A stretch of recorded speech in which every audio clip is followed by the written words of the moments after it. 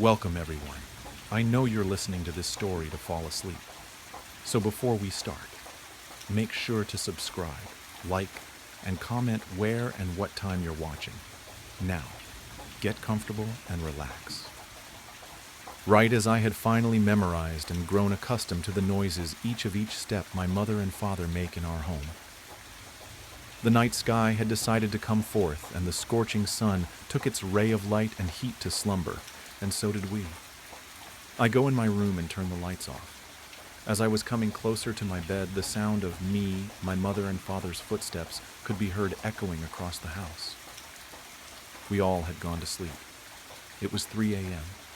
That is the time when I woke up to a strange, loud noise, followed by the sound of footsteps.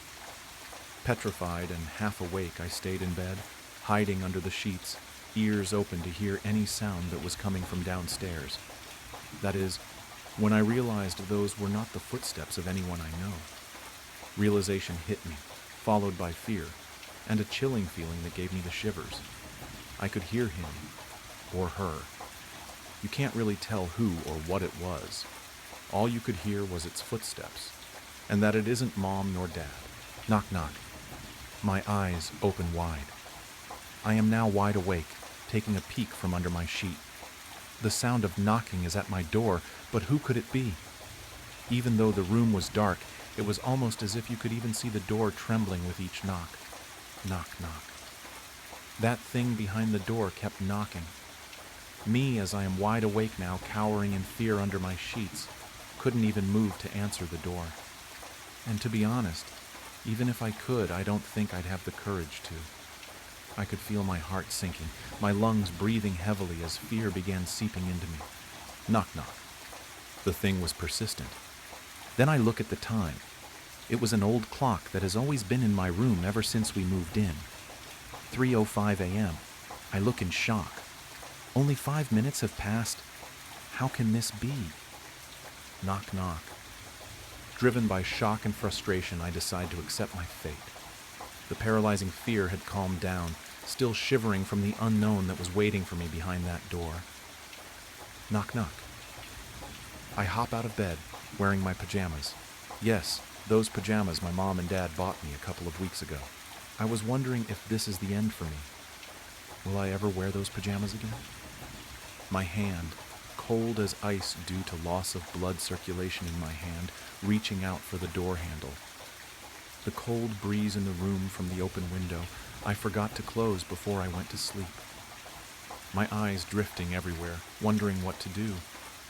I opened the door, and there it was. A dark, humanoid figure. I was rather young, so at the time I thought it was my dad, since it looked like a man, in his 30s. Foolish little me felt a sense of relief, and at the same time, curiosity. Why could I not tell it was my dad?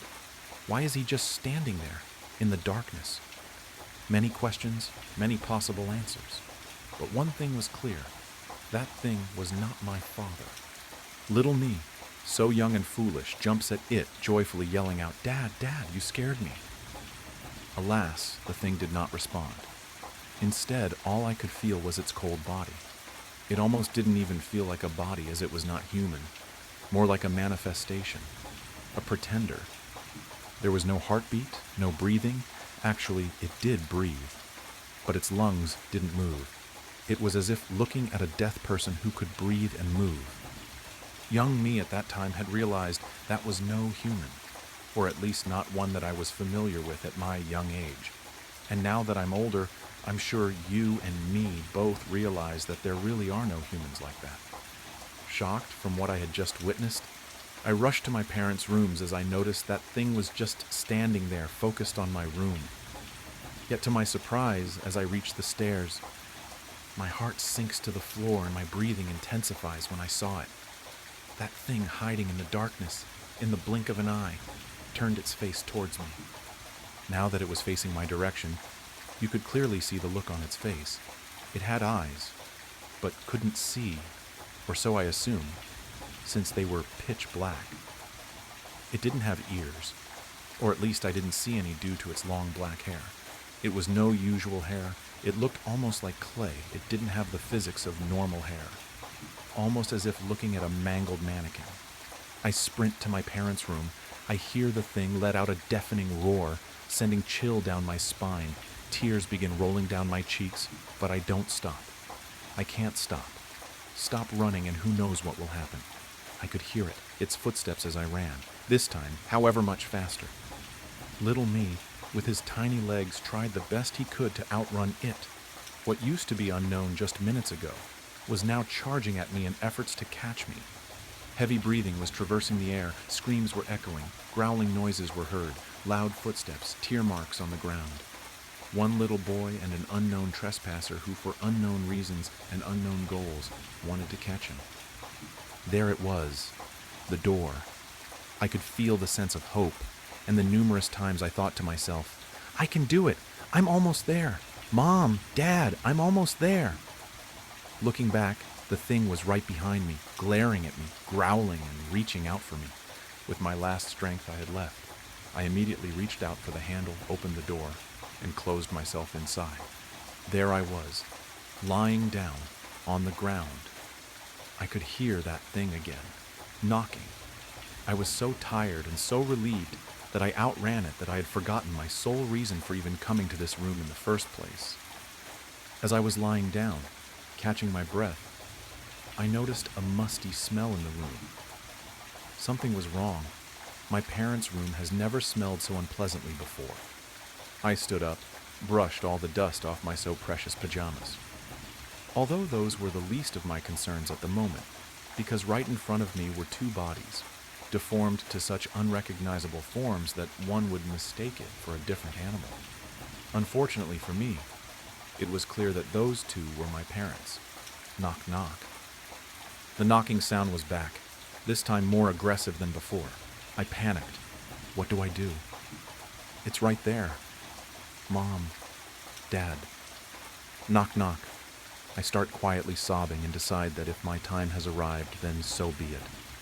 Using my last efforts, I put my cold, shaky hand on my mouth in attempts to be quieter. Close my eyes and lie on the ground with my two parents' bodies on top of me. And then it happened. The knocking intensified, faster and louder than before, till it eventually barged in through the door. My vision was blocked. All I had was my hearing. My nose was clogged with the grim smell the bodies were letting out. Slow footsteps were approaching. All that was going through my mind was, please don't find me. Please don't find me. The thing, almost as if reading my mind, went out of the room. Next to my parents' bedroom was my dad's office.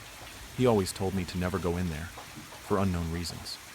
However, my parents' bedroom was the worst place to hide in at the moment, as it was the last location it saw me in. I crawled towards the office, holding my breath, tears and cries in. You could hear it looking for me upstairs. I gently grabbed the door, which was excruciatingly hard, as I couldn't stop myself shaking in fear. The door opens. Cold breeze hits me in the face, coming from inside the room. You can hear the sound of papers being blown from the wind. I go inside and use my little strength to push some old small couch to the door, in hopes to somehow block it from entering. Although we all know that would never work with a small couch like that. On my dad's desk, you could see his laptop, papers, the pen he was always writing with whenever I used to come here to tell him that Mom's calling us for dinner. I miss my parents so much. I say, I have to make it out of here. I was very young. You would probably suggest to use the laptop to call for help, but we can't just assume I know the password. At the far right corner, I glimpsed a landline phone, the ones that nowadays would be called ancient. I probably got the emergency number wrong a couple of times due to panicking and being unable to keep my thoughts straight. Eventually, I dialed 911 and help was coming. The person on the other end of the line seemed very level-headed and managed to calm me down a bit as I was hiding under my dad's desk. A couple of minutes later, loud noises echo through the walls, and for some time after that, quietness had took over the house. A moment after that, I could hear the sirens of the ambulances and the police cars coming to my home, and I decided to go out of the room and meet them at the entrance. The thing was nowhere to be found. All that was left of the scene were my parents, both gone. Me, shivering in fear, and a couple of broken furnitures. I don't know what it was, who it was, where it is, or what it wanted. All I know was that it meant no good. And even though I saw its appearance, you could say it's still unknown, as it was so unusual that you can't even describe it unless you see it for yourself. A couple of years later, I'm at my office, writing this to you, since the only actual characters in this story are me, my parents, and you. That thing is still not found. It's lurking, possibly knocking at someone else's door right now, walking around inside someone else's home. Whatever it is, whatever it wants, do not answer the door. Don't let it know that you're in there. Don't let her fool you. I tilted my head as I read my mother's strange text. There was no context in a previous conversation or build-up to warrant the strange, cryptic message. I hadn't texted my mother in a few hours, and even then, it was to remind her to pick up dog food on her way home from church that night. "Who are we talking about?" I replied and waited. Nothing. My dog, Lucy, suddenly lifted her head before letting out a series of loud barks as she ran towards the front door. The unexpected loud noise caused me to jump in my seat. My dog stared at the door and barked intensely. The door's window looked obscured by the darkness of the night outside, like an inky veil hiding whatever was making my dog nervous just behind it. I slid off my gaming headphones and began approaching the door. As I stepped down the hallway towards the door, I felt a strange unease as I looked at the doorknob, unlocked. We always lock our doors once the sun sets, but with my parents gone and myself distracted by my game, the thought of doing so had escaped my mind. As I reached the door, I quickly moved my hand and locked it before flipping on the porch light. The curtain of darkness was pulled back to reveal an empty porch. I scanned what little of the yard I could see through the window, looking for any sign of movement in the darkness, but there was none. I shooshed my dog, assuming she was alerting over a bad dream or a reflection she saw in the window. She stopped barking, but remained alert, staring at the door with perked ears. I went around the house, locking the other two entrances before sitting back down on the couch. I took out my phone and looked down at my mother's message again. "Don't let her fool you." I clicked the call button. At this point, I was wondering if she had meant to send the message to someone else. If she hadn't, though, I wanted to know who the message was talking about and how they were trying to fool me. The phone rang a few times before going to voicemail. Lucy came over and sat down next to me, looking around the room with great unease. "What's gotten into you?"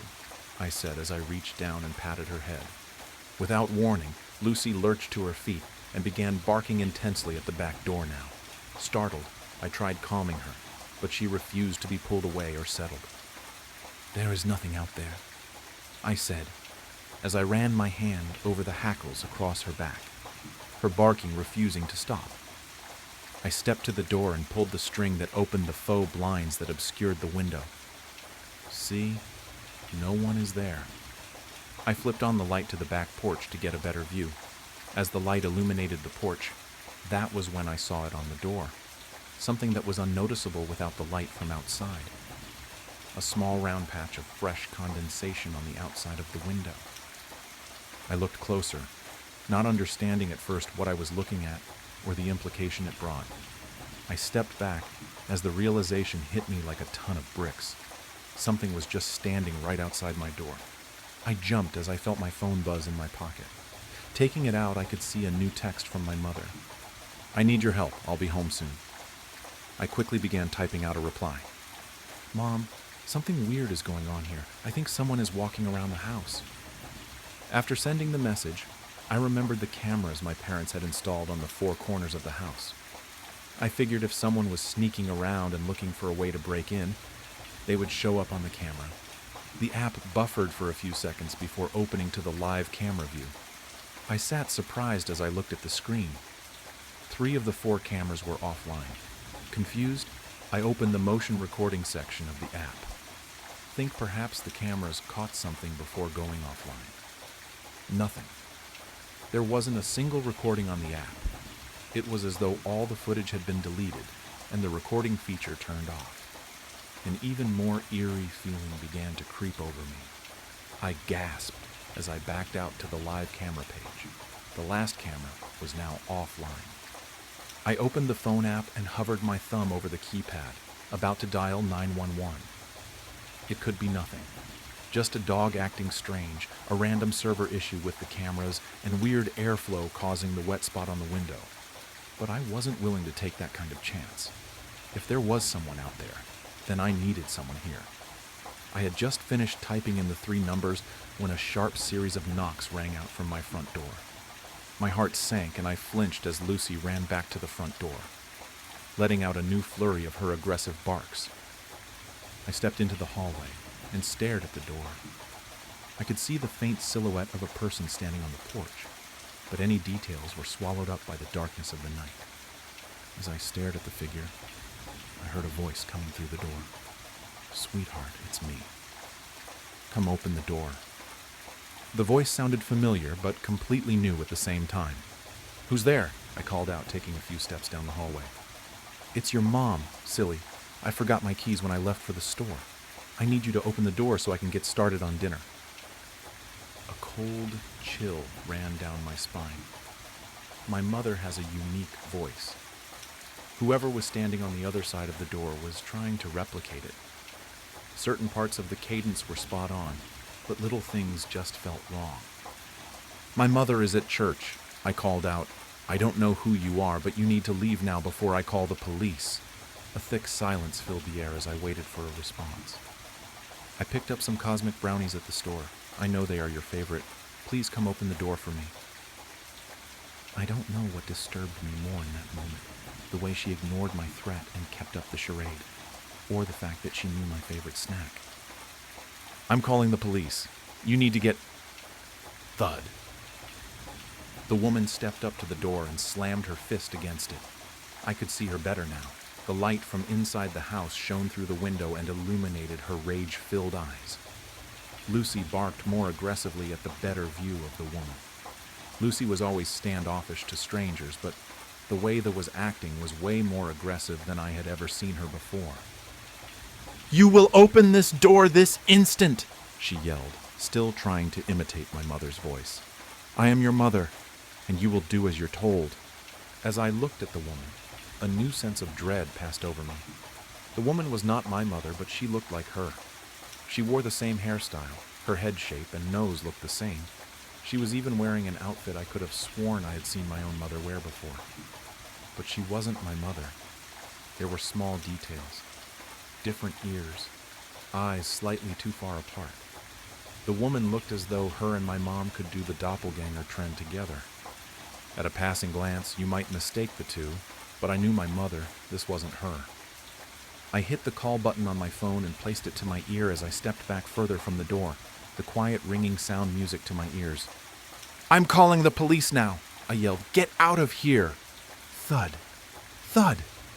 The woman's fist slammed against the window of the door. "Open the damn door!" she screamed, no longer hiding behind the imitation. "You will listen to your mother, or I'll give you a reason to be afraid." The 911 operator picked up and asked me what the emergency was, her calm, questioning voice feeling inappropriate given the fear I was feeling in that moment. I quickly recited my address as the woman at the door began pounding on the door harder, screaming vile obscenities between calm moments where she would plead for me to open the door in a now shattered impression of the woman that raised me. "Please hurry," I pleaded. "She is really trying to get in now." Crack. My heart sank as I saw a small crack form around the woman's hand as it slammed against the door. Without leaving another second to pass, I turned and ran. This woman was getting in the house, and I needed to find a place to hide before it was too late. I ran to the kitchen. My head spun as I considered my options, my brain distracted by the woman's screaming and pounding mixed with Lucy's incessant barking. I grabbed a kitchen knife and ran to my parents' bedroom, turning off the lights as I ran to hide my movements. I went into their walk-in closet and tucked myself into the back corner, covered behind layers of my father's coats and shirts. My whole body jumped as I heard the window shatter, followed by a pained scream from the woman. "Look what you made me do," she screamed before her voice suddenly calmed to a sickening sweet tone. This cut is really bad, sweetheart. Can you bring me a Band-Aid? She's in the house, I whispered into the phone. The 911 operator instructed me to stay silent and in place while help was on the way. I could hear Lucy running around the house, barking wildly. She wasn't a small dog, but she wasn't the type to actually get violent if push came to shove. I could hear the woman walking around the house calling out for me in my mother's voice. Sweetheart, this is all a misunderstanding. Come out and see me. Let me hold you. From the sound of it, she was looking around the kitchen and living room. Lucy is acting really strange, she called out. Maybe that diet we put her on has her acting weird. Come take a look at her for me. We had put Lucy on a special diet a few weeks before. We hadn't told anyone, but she knew. You always did like playing hide and seek when you were little, she said as I heard her step into my parents' room. Even when no one else was playing. Just come out and see me. I didn't speak. I didn't cry. I didn't breathe. I muted my phone so the operator's voice wouldn't be heard. I kept silent in crippling fear for my life. Every second an eternity. Every sound of an approaching footfall met with a further deepening pit in my stomach. You were always so disobedient. She spoke softly, her voice stifling anger. You were always my least favorite, but I still love you. I heard the clicking sound of the closet door as she turned the doorknob. You should appreciate our family the way I do. I heard the door swing open. I could see flickers of light from the bedroom dance between the drapes that covered me. I knew any moment the horrid impersonator would pull back the clothes and kill me. I gripped the knife tighter. I have never been a fighter. I knew between my fear and lack of experience I didn't stand a chance. I would fight, but I knew I would fail. Her hauntingly soft voice filled the closet. We'll have such lovely family time together. Her voice was cut off by the sounds of police sirens pulling down our road. She waited a moment and then sighed deeply. So bad, she whispered before I heard her footsteps quickly retreating out of the room. I began to hyperventilate as I heard the police call out as they made their way into the house. I couldn't believe the ordeal was over. I walked in shock as the police led me through the house that was covered in the blood trail. Lucy followed us around, refusing to leave my side. I sent up a small prayer thanking God that the lady didn't do anything to Lucy besides scare her. The police took me outside and questioned me on the events while other police scoured the area trying to find the woman. They never did. When my parents arrived home, I clung to them and cried in my mother's arms. Through my labored cries, I asked the only question I could think to ask at that moment. Who was she? How did you know? My mother looked at me confused. How did I know what, sweetheart? The woman. You sent those text messages. My mother's face went pale. I haven't had my phone all night. I forgot it when I went to church. It was in the house somewhere. I looked down at my phone while trying to grasp the terrifying facts of the situation. The woman had been in the house at some point without me even knowing it. Suddenly my phone vibrated in my hand. A Facebook notification. My mother had tagged me in something. I opened the notification from my phone to take me to a small, simple post only a few seconds old. It was 2 pictures. The first was a family photo we had taken a few years ago when we went on vacation to Disney World. The second photo was a photo of me, standing at the front door, looking out the window. Above the photos was a small line of text that simply read, I love my family. You don't need to know me. All you need to know is, I know something I shouldn't. It's not mine to tell, but I don't think dead girls complain much. I see through her eyes, I feel that same pain. More than a memory, I live in the moments, every second of every day.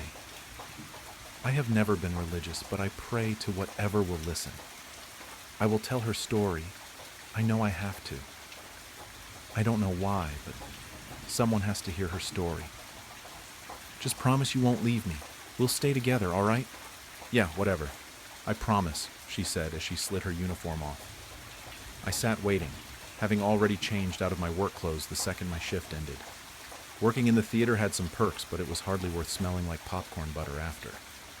Rachel put perfume over the smell, but I showered after every shift. My hair was still damp as proof.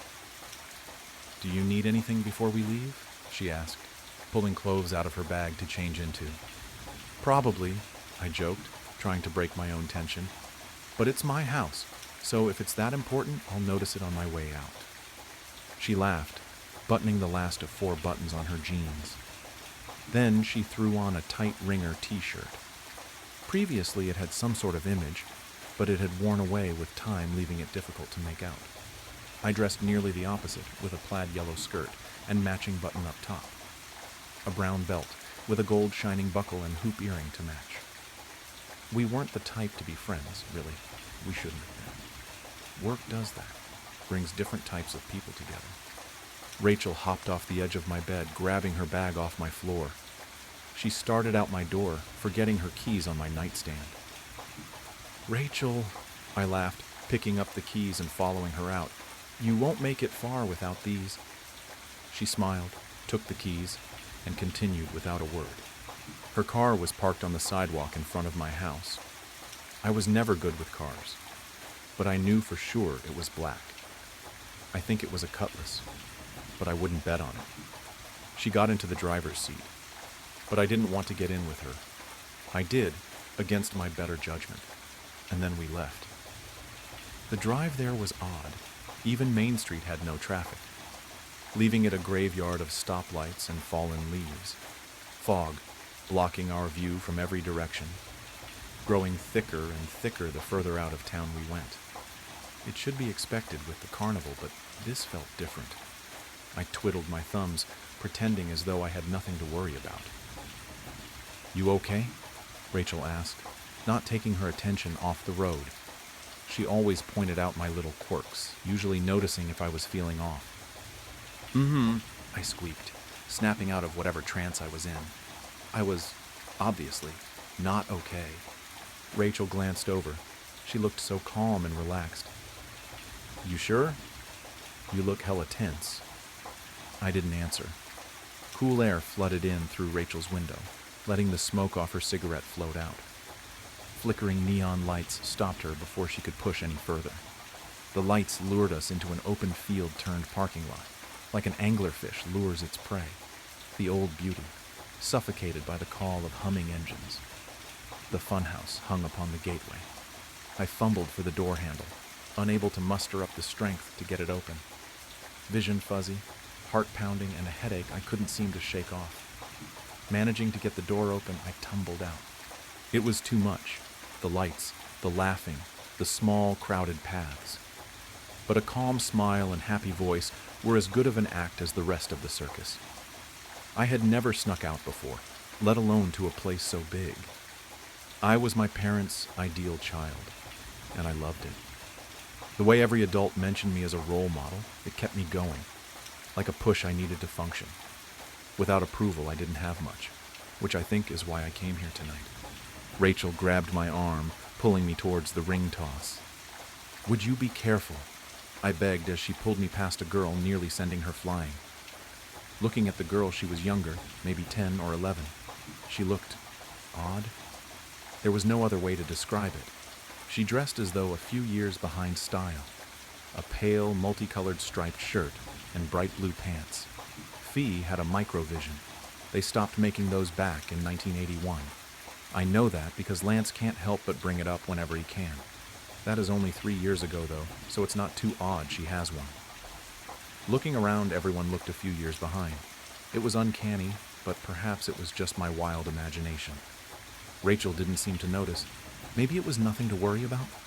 Trying to find a good distraction, we played every game in reach. We, of course, won nothing. In the carnival, the house always wins. A blaring announcement shook my attention away from the horse race I had been playing. "The show will commence in 10 minutes. 10 minutes, droned the announcer. "Stock up on snacks, carnival trinkets, and secure a prime seat. And of course, don't forget to enjoy the show." His tone implied that the enjoyment part was optional, but the snacks and trinkets were not. Rachel again grabbed my wrist, pulling me towards the tent. "Come on, we have to get in before the show starts." My heart was racing, my breath coming in short gasps as I stumbled after her. Sweat, grease, and other smells didn't help my nerves. The air inside the tent was too thick to breathe. Without hesitation, Rachel threw herself towards the stairs, dragging me up behind her. Our feet pounded a rhythm against the weathered boards. I held my breath, begging myself not to feel sick. I failed. Watery vomit splattered against the wooden steps. Whoa! She let go of my hand, covering her own mouth as if she might as well be sick too. Are you sure you're all right? I choked on my words. I wasn't all right. Yeah, I managed, before continuing up the stairs. It was too late to back out now. We stumbled over feet trying to find open seats, but eventually we found what seemed to be the last two in the tent. As if time itself were waiting for us, the show started. The music swelled, and the crowd erupted into cheers as the lights dimmed like embers in a dying fire pit. A single ray guided the eyes of the crowd toward the center of the ring. Then you saw him, one of the many clowns. He could have passed for ordinary, but he had long lost that privilege. A nice white button-up shirt, offset by his bright red pants and bow tie to match. His proportions were all wrong, like a child's drawing of a person. He had prosthetics. They were wooden, all different shades and types. Like he was made purely by the creator's twisted euphoria for torture. The effect? Like a train wreck you couldn't look away from. Hello, boys and girls. Welcome to the fun house. He cheered, arms waving through the air like a weird vintage cartoon character. His tone was weirder, like a voice box, barely matching his mouth as he spoke. It didn't fit him. It was pitchy, too high, as if he'd sucked all the helium from a balloon. Here is where your dreams come true. Just wait. You'll see wonders of the world, mysteries never to be answered, and the most incredible tricks performed by our amazing actors. Now give a round of applause for the dancers. He stepped back and the stage darkened, as if he were the light keeping it lit. As if they had been there the whole time, they began their dance, like shining dots in the dark, all emitting a light of their own. Their motions pulled the audience into awe. Dark blue leotards tightly clung to their bodies, black ruffles dancing beneath their skirts, defying gravity, every leap just moments too long. Their ruffled skirts gave the effect of a black swan leaping from water, beautiful dark red ribbons in hand, the shade of long oxidized blood. They spun through hoops so quickly they sparked. Contrast to the world of the carnival, they were angels. After they finished their dance, they seemed to vanish. The ring, now lit up, showed 4 large trapeze ropes and 2 poles on opposite sides, stalking the stage for the next who dared to take its place. The additional lighting showed how large the tent really was. It hadn't appeared this big on the outside, only a few hundred feet. Looking at it now, it had to be at least 1,000 feet around, maybe more. A young woman and man climbed up on opposite platforms. Their eyes locked. They had similar attire to the dancers, but no skirts or ribbons to match. They looked similar, both slim brunette-haired. What I can only guess were siblings. They stood still for a moment, as if waiting for some sort of introduction. Without one, she stepped backwards to get a running start and dove. Her hands slammed against the bar, gripping tight as she swung towards her male counterpart. Time seemed to slow. She looked so focused, so certain. She trusted her every move, and her partner just as much. As she neared him, the lights cut, drenching the world in dim, red darkness. Silence. It's frightening. The world isn't meant to be quiet. Silence is predator stalking prey. It's calm before the storm. Silence is pain in the making. A scream. The kind you hear in nightmares. One that speaks a million words, hopes, and dreams, crushing them all in a second. Without words, you could still hear her plea. Screaming is the one language everyone speaks. The lights snapped back on, but the scream didn't stop. The tent shuddered with the silence of the audience, only the screaming. Looking around, they were gone. Even the male trapeze had vanished, just like everyone else, disappeared to dirt across the floor, and the fear that she might not be alone. Looking ahead, she saw her, crushed by the pressure of her fall, the last moments of terror still frozen in her eyes, limbs twisted in each direction, like a gory broken compass guiding me nowhere. The dirt beneath her, a damp red, her corpse still screaming, the first normal scream mine. Frozen in place, everything seemed to unfold before me like a movie, and for a moment I prayed I was a part of the narrative. My knees gave way, sending me to the floor, barely leaving me conscious through the fear-induced nausea. It was too sudden, too real. The woman's screaming continued, beyond what her crushed torso should have allowed. Blood gurgled up her throat, slowly muffling her agony. Leaning my shaking body against a chair, I looked towards where the door was. It had vanished, with no trace left behind, as if it had never been there at all. I looked around and saw what I should have known far before. There was no way out. Running down the stairs, I slipped and was reminded of my fear-induced vomit, now covering my yellow skirt. Nearing the bottom of the steps, I stopped. A sound echoed throughout the air, stopping me in my tracks, skittering on the roof. Then I saw it. It tore through the roof of the tent with ease, but no light came in. A dark shade of gray-brown, 50, maybe 60 feet long, wrapping itself around the poles holding the place up.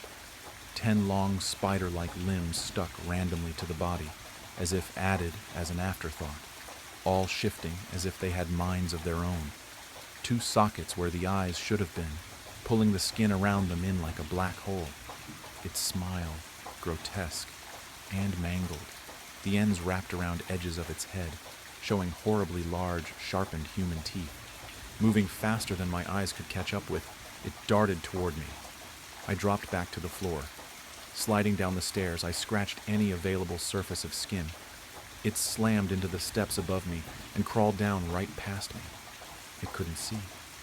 I crawled along the seat bottoms, shaking every second I wasn't pressed to the floor.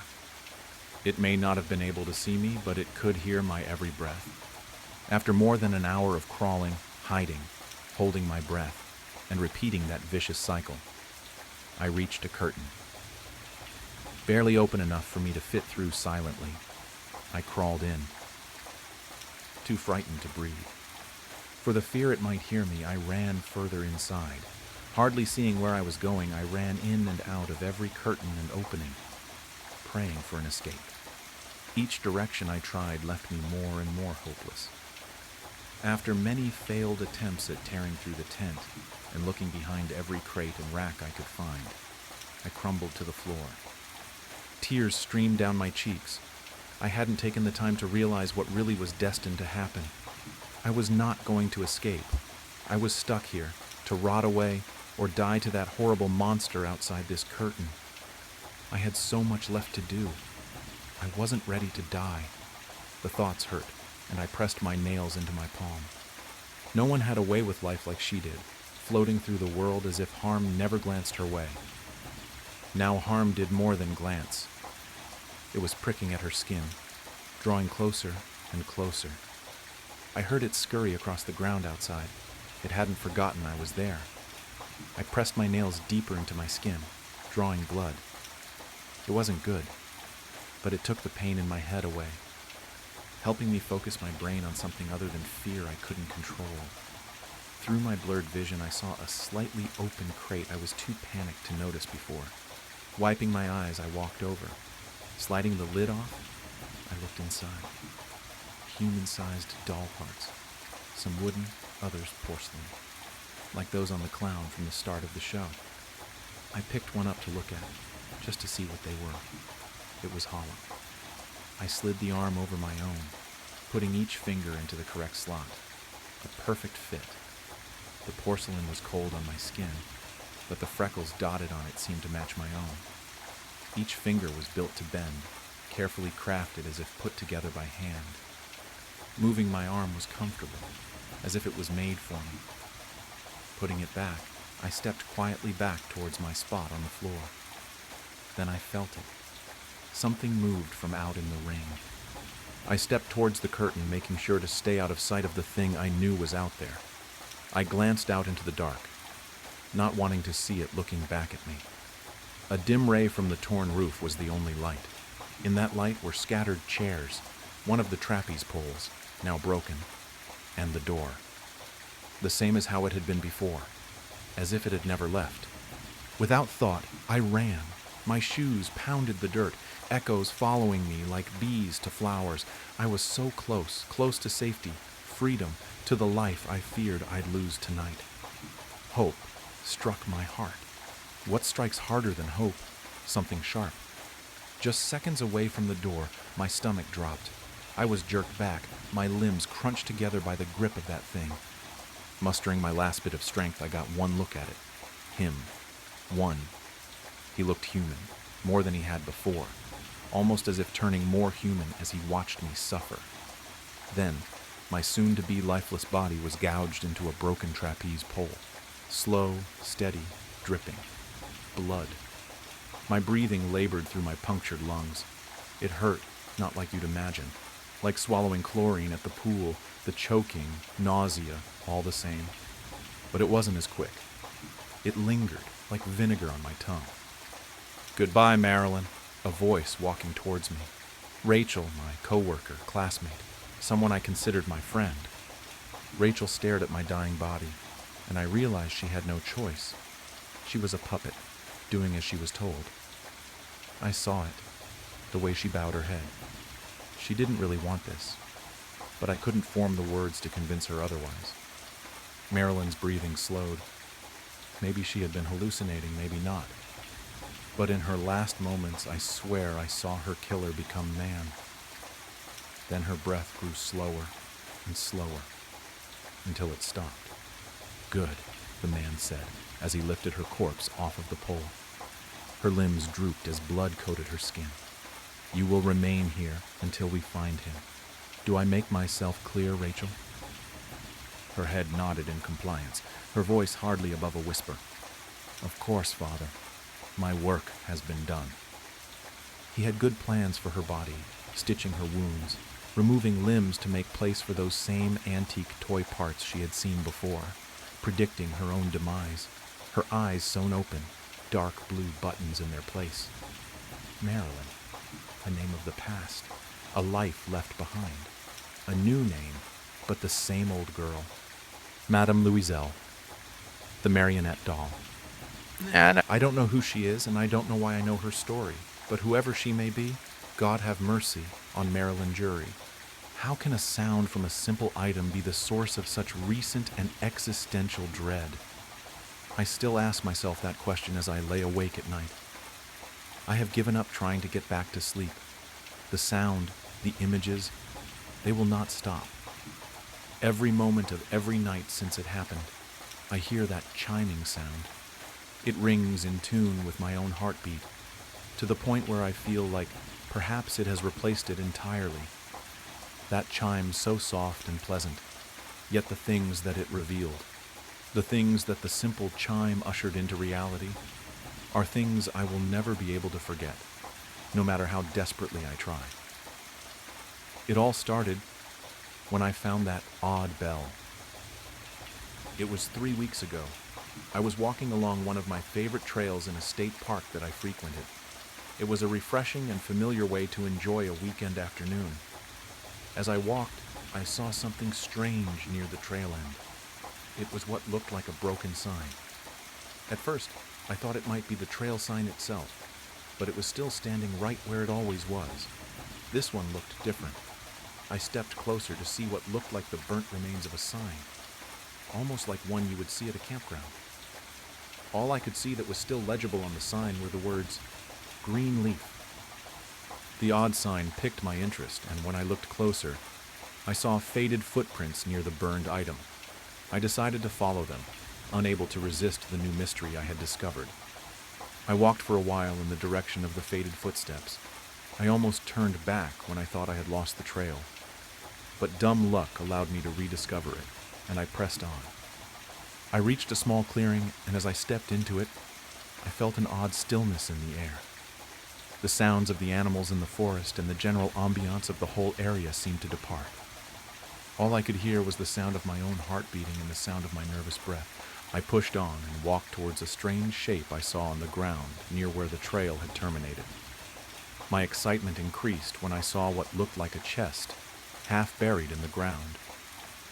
For a moment I thought I had found legitimate treasure. I knelt down and reached for the side of the chest. I pulled it free from the loose earth still covering it. After gingerly opening the lid, I looked inside. There were no gold bars, no precious jewels. Only one item was in the ornate chest, a small silver bell. It looked finely crafted, yet not ostentatious. I fixated on the silvery sheen and wondered if it might be valuable. I half imagined the idea of buried pirate treasure, but I had no idea who would have buried a single bell in this chest out in the middle of the woods. I decided to take the small bell, since I could not find any trace of whoever had exhumed the chest and left it there. As I left the clearing and went back to the main trail, the ambiance of the forest had resumed. I thought its absence had been strange, but shrugged it off and pressed on. I considered asking a park ranger about the weird chest in the forest if I ran into one. I hated to admit that I did not wish to, since I wanted to keep my unique prize to myself. The bell was very nice, and its smooth and polished surface was almost mesmerizing. I walked a bit farther, and then I felt a compulsion I had not felt before when I picked it up. I had inspected the fine craftsmanship, but I had not considered just how it might sound until that moment. Upon considering that question, I became fixated on it. It was all I could think about. After a few more steps, I was unable to move on without knowing the answer to the most important question in the world. What does the bell sound like? I held the slim handle between my thumb and index finger, and delicately, almost reverently, shook the bell from side to side. The moment the sound rang out, it became the only sound in the forest. The soft chime felt like it somehow echoed for miles around. I felt an immediate sense of displacement and vertigo. I felt like I might be sick and thought I would collapse. Instead of falling down somehow, I fell up. I whirled through the sky as if launched from a catapult. I remember trying to scream, but my voice was gone. I thought I would fall to the ground when I was plummeting through air high up above the trees in the forest. I discovered that I was not falling and had somehow stabilized in a gentle float high above the canopy of the trees. Somehow, I was flying. I looked around and saw the forest stretching on for miles. I had no idea how I was able to remain up in the sky. All I had done was ring the bell, and then suddenly I was up there. I looked around and saw a vibrant aura of colors emanating off of the forest, and the sky seemed to glow as well. I looked at my hands, and they seemed translucent and glowing with a similar array of impossible shades. After floating in disbelief for a few minutes, I found I was able to move in an almost swimming-like motion. I tried to float back down to the surface and check the trail. Part of me was afraid I had a heart attack or something, and I had died. I thought for a moment that the reason I was floating and transparent was because I was a ghost now. When I descended back to the trail, my heart sank, and my previous suspicion was all but confirmed. I saw myself laying on the ground. I still had the odd bell in my hand, but I was laying on my back in a strange pose. I glided towards my prone form to get a better look. I noticed I had an odd gray-like shade to my body, and the bell seemed to gleam a strange hue that looked otherworldly. I feared the worst and approached my body. To my relief, I saw that it appeared to be breathing still. Whatever was happening, I was still alive. At least my body was. It seemed to be some sort of out-of-body experience. The sense of free-floating displacement was almost alike to descriptions of how mentalists believe they can astral project their wills outside of their physical bodies and into the beyond. The strange experience felt almost exhilarating after I was no longer afraid that I had died. The excitement, however, was short-lived when I saw what happened next. I started to hear soft whispering near the edge of my perception. My vision started to double and the skies seemed to darken. There was a tangible shift in the visible aura energy around me, and I felt a strange sense of dread wash over me. I could not describe it, but something bad felt like it was happening. I felt I had to hide, but I also felt exposed since my body was just laying out in the open. I tried to wake myself up. I tried to float back into my body, but nothing worked. There were disturbing sounds emanating from the gathering shadows near the trees all around my fallen form. I thought if I could hide it might work, yet to my horror, I heard the soft chime of that bell emanating from my very being. The sound seemed to ring out from everywhere and nowhere, despite the physical bell laying unmoving in my rigid grasp down below. I started to get desperate. I tried in vain to slap myself awake and force myself up, but nothing I could do seemed to affect the waking world. Then I tensed up as I felt a new presence. I felt the staring eyes of some unseen force. I imagined hundreds of shadowy onlookers, yet when I looked around, I could see nothing. Yet I knew somehow that I was not alone. Something else was there with me. I felt panic welling in my chest and felt like I would hyperventilate, despite this ethereal form I inhabited not truly drawing breath at all. Suddenly I thought I could see hundreds of red dots emerging from the shadows in my peripheral vision. To make matters worse, the dim light in the forest seemed to fade even further, and when the light died out, the imperceptible beings at the edge of the shadows inched closer to myself, my body, and the bell. I caught a direct glimpse of the horrible eyes of one of the entropic stalkers, and I was paralyzed with fear. It had no true form, just a moving conglomerate of living shadows, charged with that unsettling aura of oppressive darkness that was encroaching upon me even then. The red orbs it had where its eyes should be came more into focus as it inched closer. It looked straight at me for a moment, and then it started to shift and change before my eyes. The amorphous, liquid shadow grew arms, then legs, then a true head.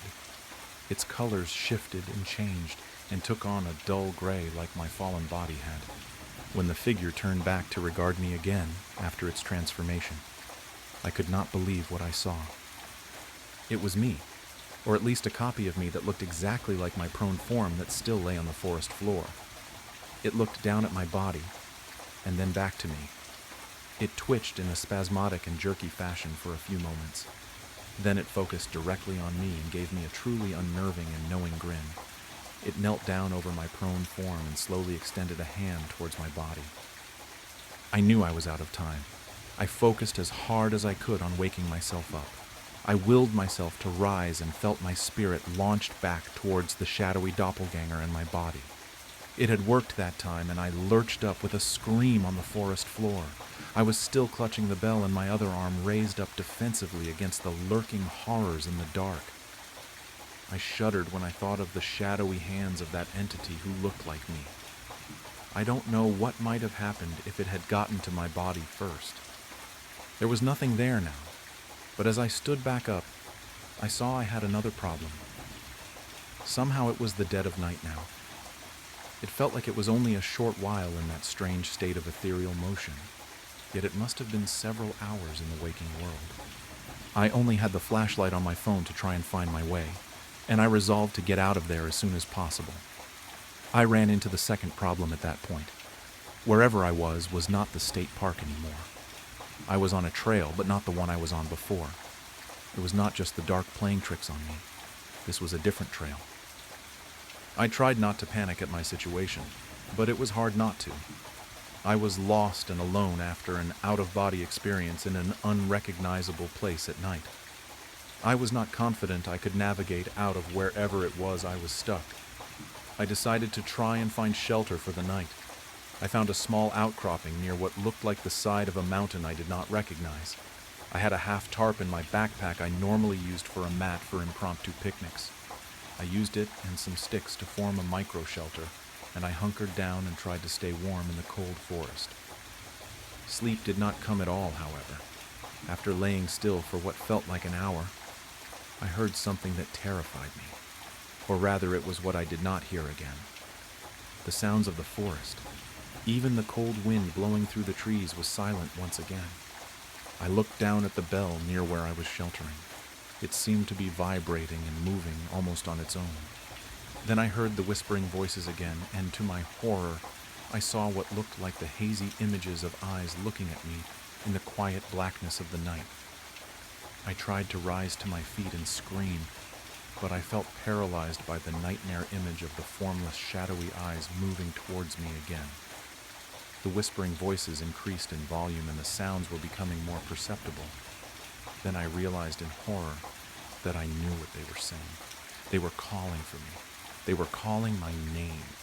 I forced myself to rise and break out of the nightmare scene in a blind panic. I started to run before tripping over the small bell. I toppled through the dark and smashed face first into a large tree. As I tried to rise and groaned in pain, I heard the faint sound of the bell still chiming after my foot had inadvertently struck it. The next moment, my spirit was flung outside my body again.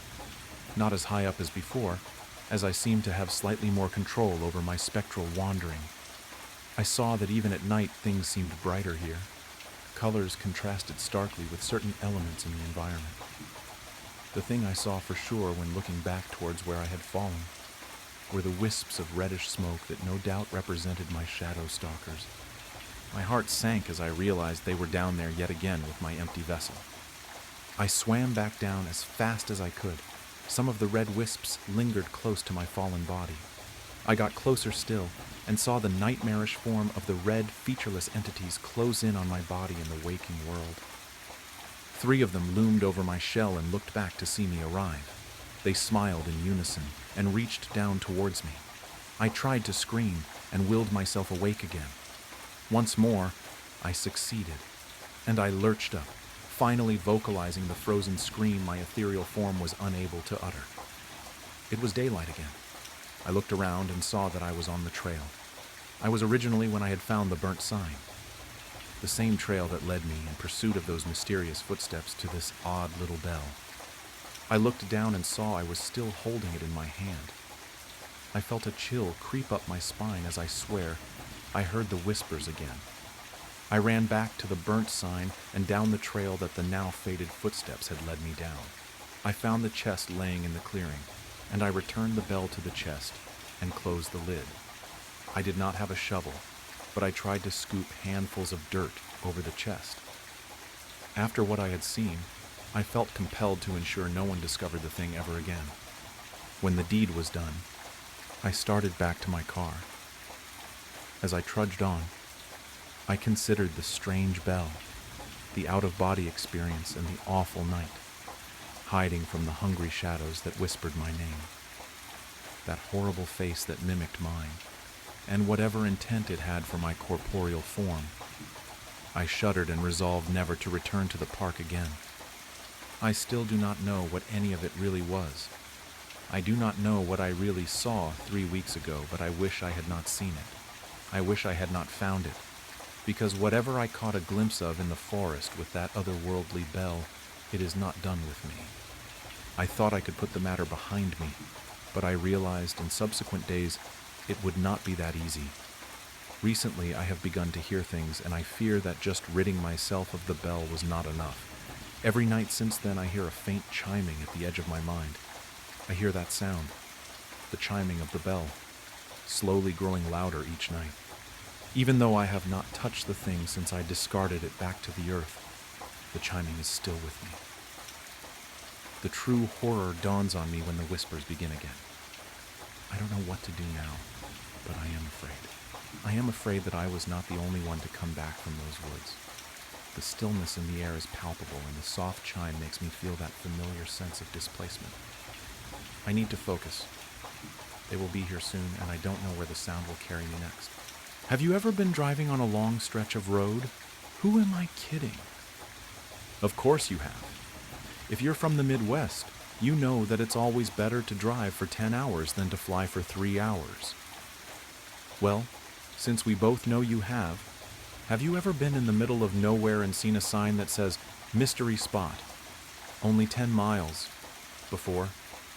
If you have, and you had a family like mine, then you've been to places like that.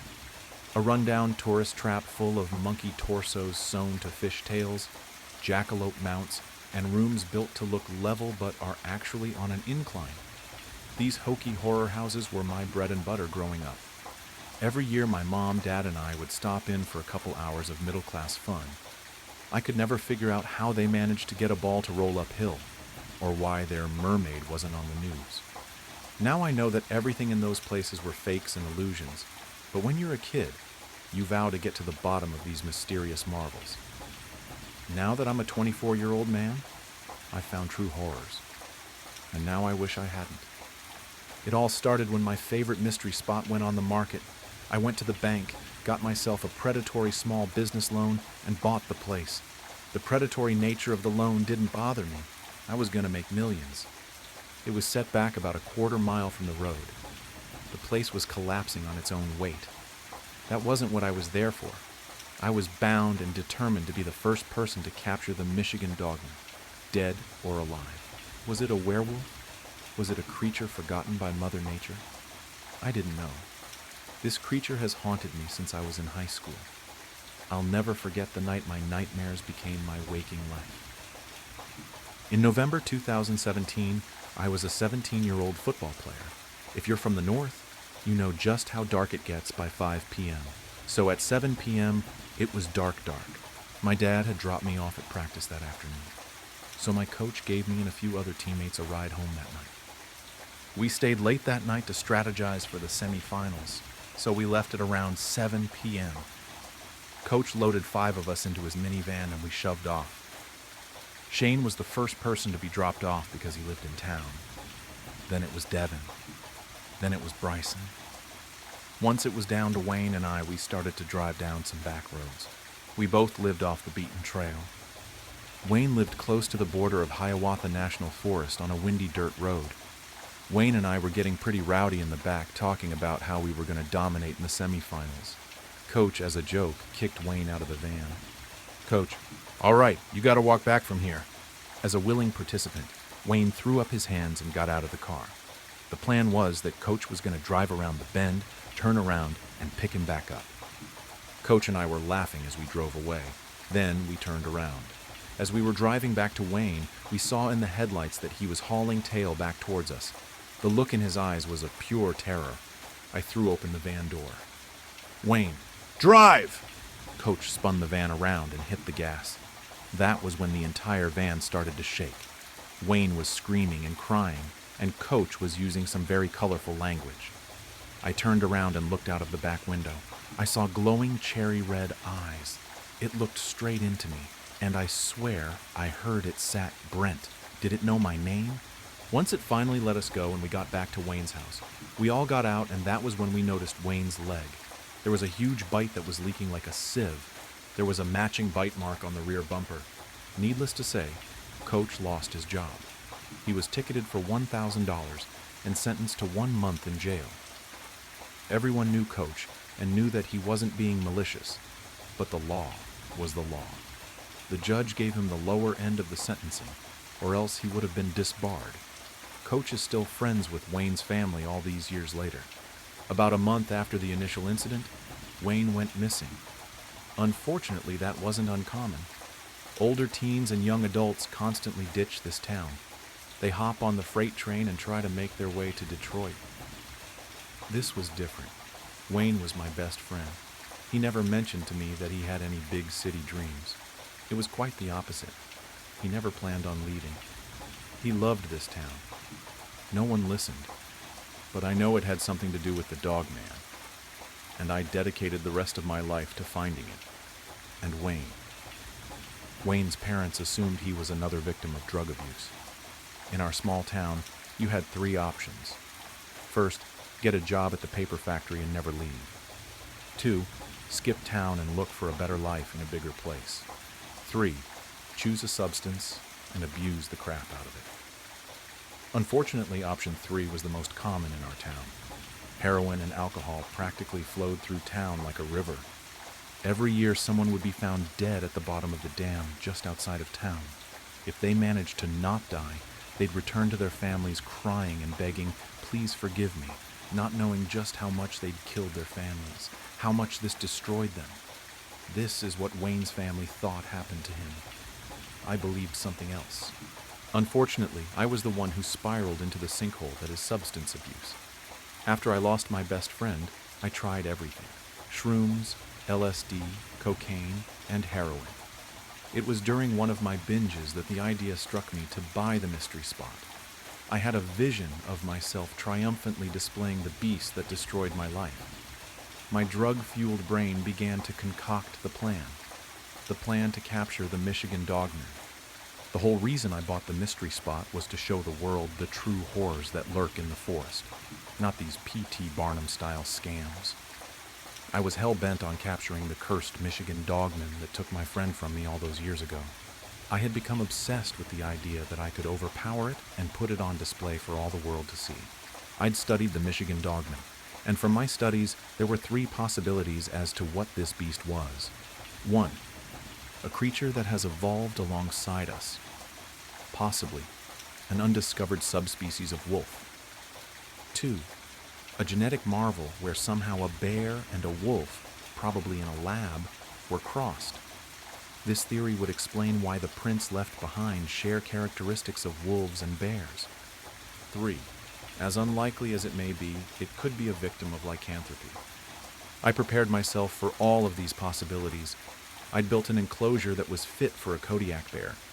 It was based on the Kodiak pen at the Toledo Zoo in Ohio, and inside, I had a silver chain. Making the silver chain was no small feat. Months of finding silver dollars, thrifting actual silverware, and buying damaged jewelry. I bought a forge and as many crucibles as it took. This creature was going to make me millions from ticket sales, and inevitably when the government decides to pay me to study the beast, I was certain that I had made a foolproof trap. I couldn't have been more wrong. It was a cold night in February. The moon was full, and I was at the last place I saw the Michigan dogman.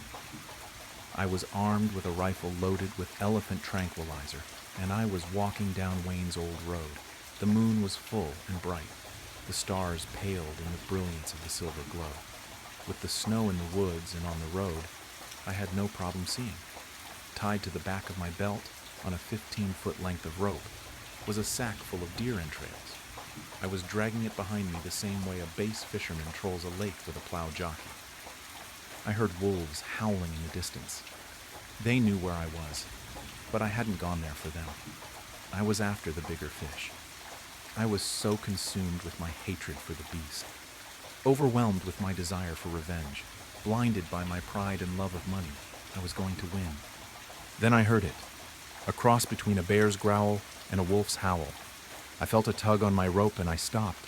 My heart pounded, not with fear, but with anticipation, a craving that I can only compare to the craving for another hit of tar. I turned and saw the dogman holding the sack in his paw. Although his XPR 66 was hard to read, I felt as though he were smiling at me. I smiled back, euphoria sinking into my bones. The world slowed down. I felt higher than a kite. Me, you're coming home with me. Then it spoke. Dogman, I'm not going anywhere with you, Brent. There went the naturalistic explanation. I know what you're thinking. You're probably thinking, Brent, you idiot. Why are you doing this? And I would answer back to you. Why do you drink when even one damages your liver? Why do you smoke when you know it'll damage your lungs? Why do you smoke weed when you know it damages your brain? It's because you think you're special, that you're the exception to the rule. I wasn't. You're not either. I laughed as I raised my gun. I pulled the trigger and the tranquilizer dart slammed into him with a shunk. The beast took a step forward. I fired again. Shunk. 2 more steps. I fired some more. Shunk, shunk, shunk. The dogman faltered.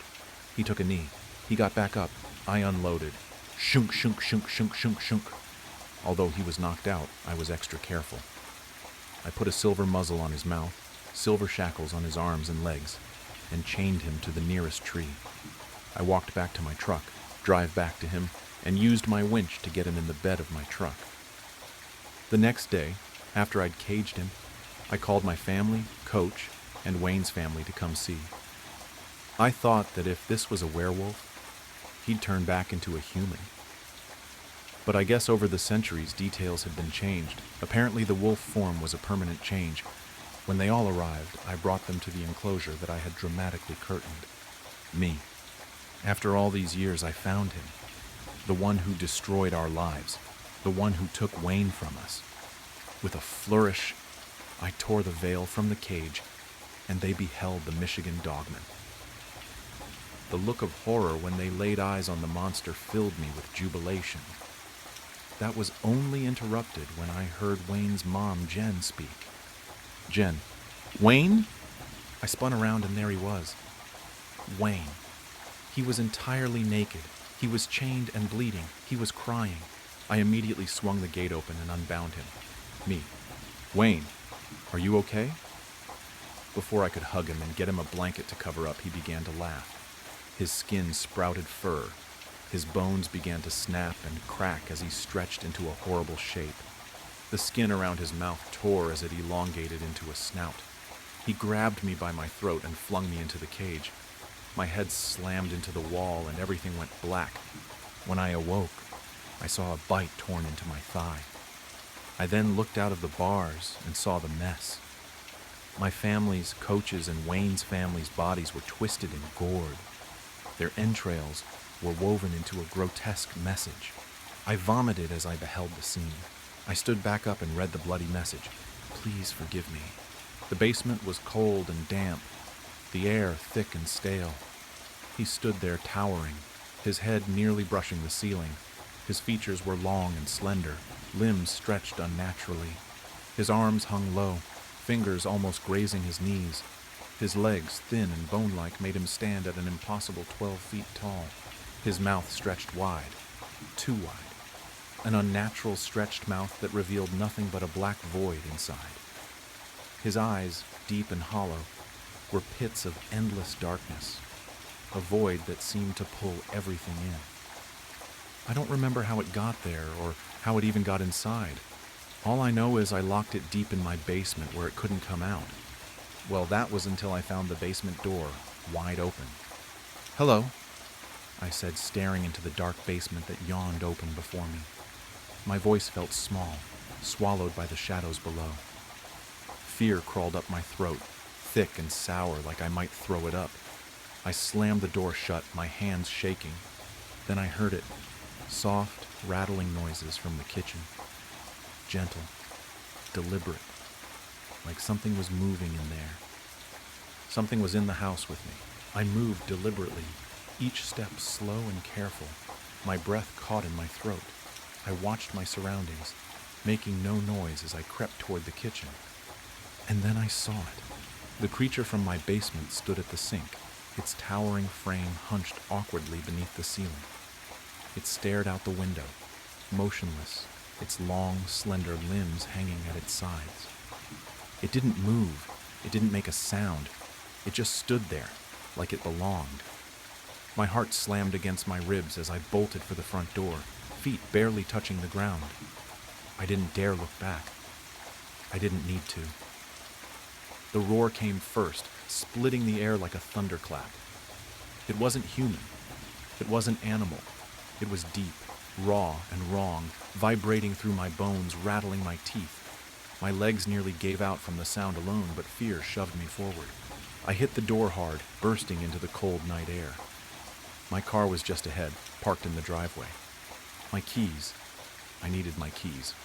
My hand dove into my pocket, fingers trembling as I fumbled them out. Behind me, the door exploded open with a splintering crack. Heavy, unnatural footsteps pounded against the ground. Fast, too fast. I didn't have to see it to know it was coming. I could feel it closing the distance. I reached the car, yanked the door open, and threw myself inside. My hands shook so badly the keys slipped from my fingers and hit the floor mat. No, no, no. I grabbed them again, forcing the key into the ignition. The engine sputtered, coughed, the sound of death. The creature lunged from the doorway, its long, bony limbs propelling it forward in a blur of twisted movement. It was nearly to the car. The engine roared to life. I slammed the gear into reverse, tires squealing as I stomped the gas. The car jolted backward, throwing me against the seat as the creature lunged, just barely missing the hood. Its empty black eyes locked onto mine for a split second, burning into me before I peeled out of the driveway. I didn't stop. My foot stayed pressed to the floor. the car flying down the long, dark street. The night swallowed everything around me, but I didn't care where I was going, as long as it wasn't back there. Days passed. I barely slept, holed up in a cheap hotel on the edge of town. The room smelled like old cigarettes and stale air, but it didn't matter. It had 4 walls and a locked door. Every night I checked the window, just to be sure. That night was no different. I pulled back the curtain, heart already racing before I even looked. The parking lot below was empty, streetlights flickering weakly against the dark. For a second, I let myself believe I was safe. Then I saw it. Beyond the lot, past the stretch of cracked asphalt and the rusted chain-link fence, the woods began, thick black trees rising like jagged teeth. And there, just at the edge where the trees met the night, it stood. The tall, twisted figure. It didn't move. It didn't blink. It only stared, watching me from the shadows. It found me. In an instant, I yanked the curtains shut, heart slamming against my ribs. My breath came in quick, shaky bursts. I sprinted to the door, peering through the peephole. Nothing.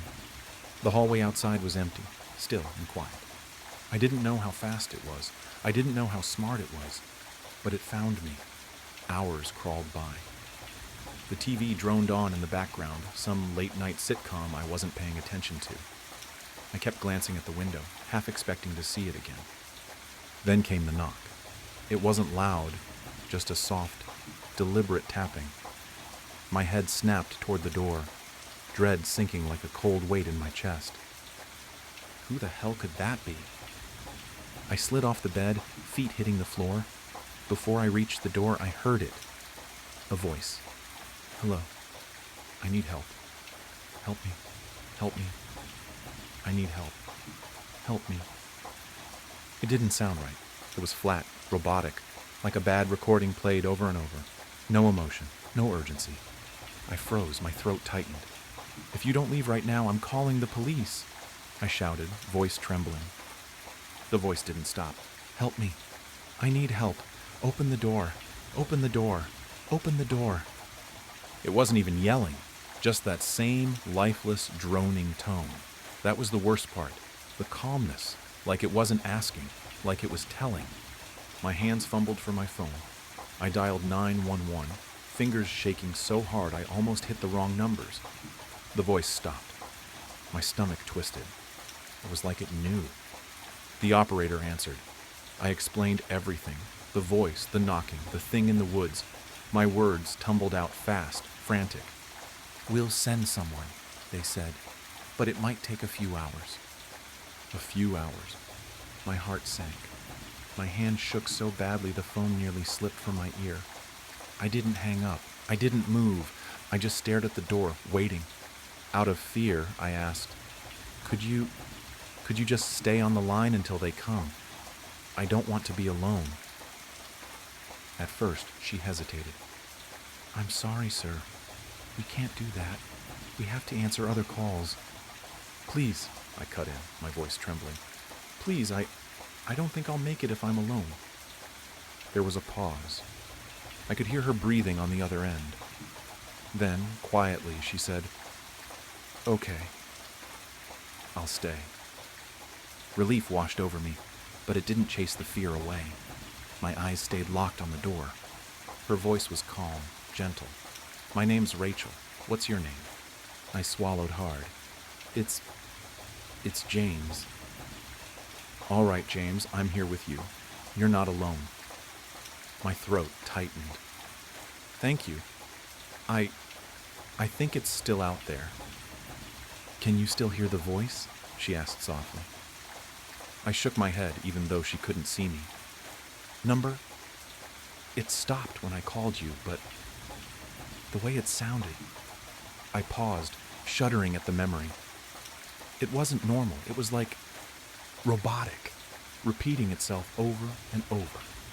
Rachel was quiet for a moment, then said, You're doing great, James. Just stay with me. The officers are on their way. I nodded again, trying to steady my breathing. But deep down, I couldn't shake the feeling that the quiet wasn't a good thing. It felt like the calm before something worse.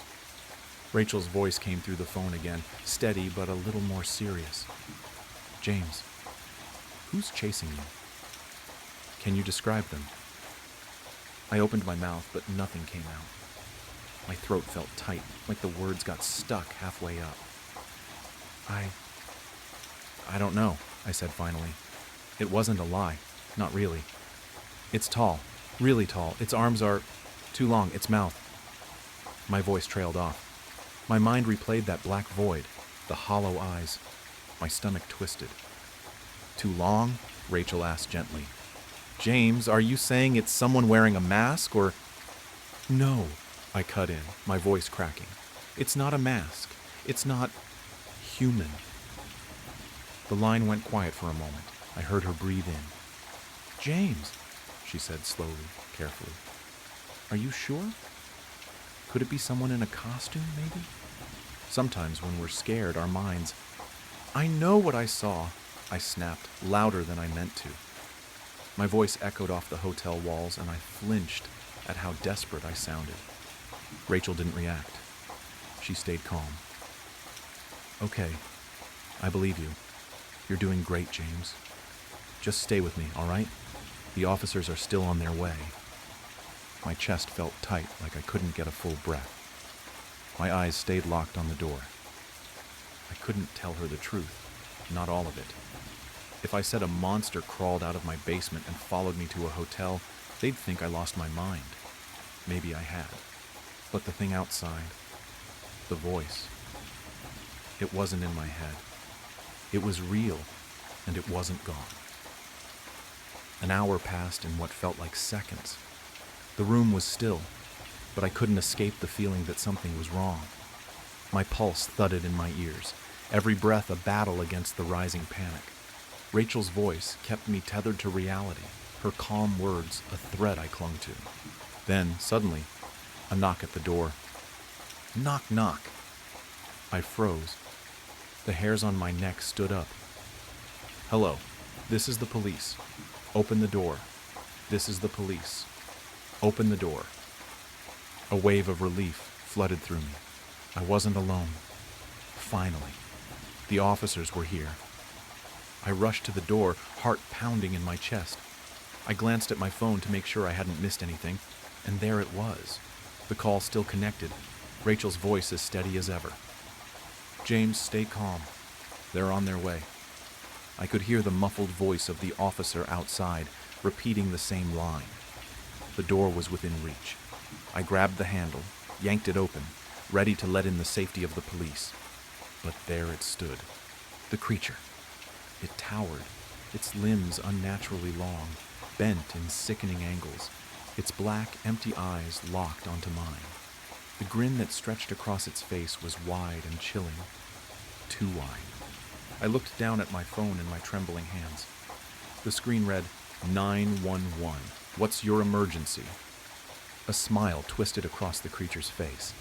It wasn't the officer. It never was. I staggered back, my blood running cold. My stomach dropped into a pit of icy dread, and then it hit me. Rachel never asked for my location. I had never been on the phone with the police. I had been talking to it. God help me. The world exploded in a shower of glass and screaming metal.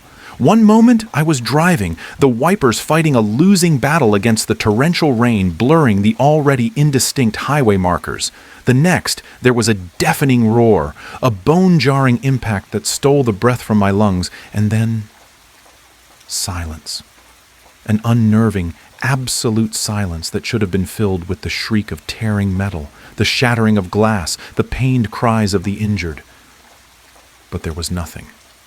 Only a suffocating stillness, broken only by the rhythmic thump of my own pulse, a frantic drum against the sudden unsettling quiet.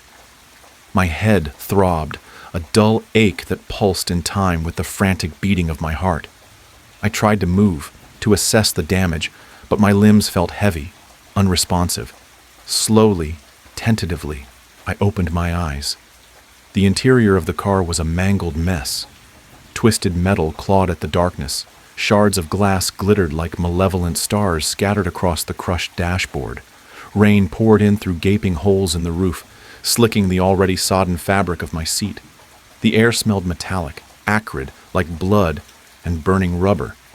Yet I felt nothing. No searing pain, no broken bones, not even a scratch.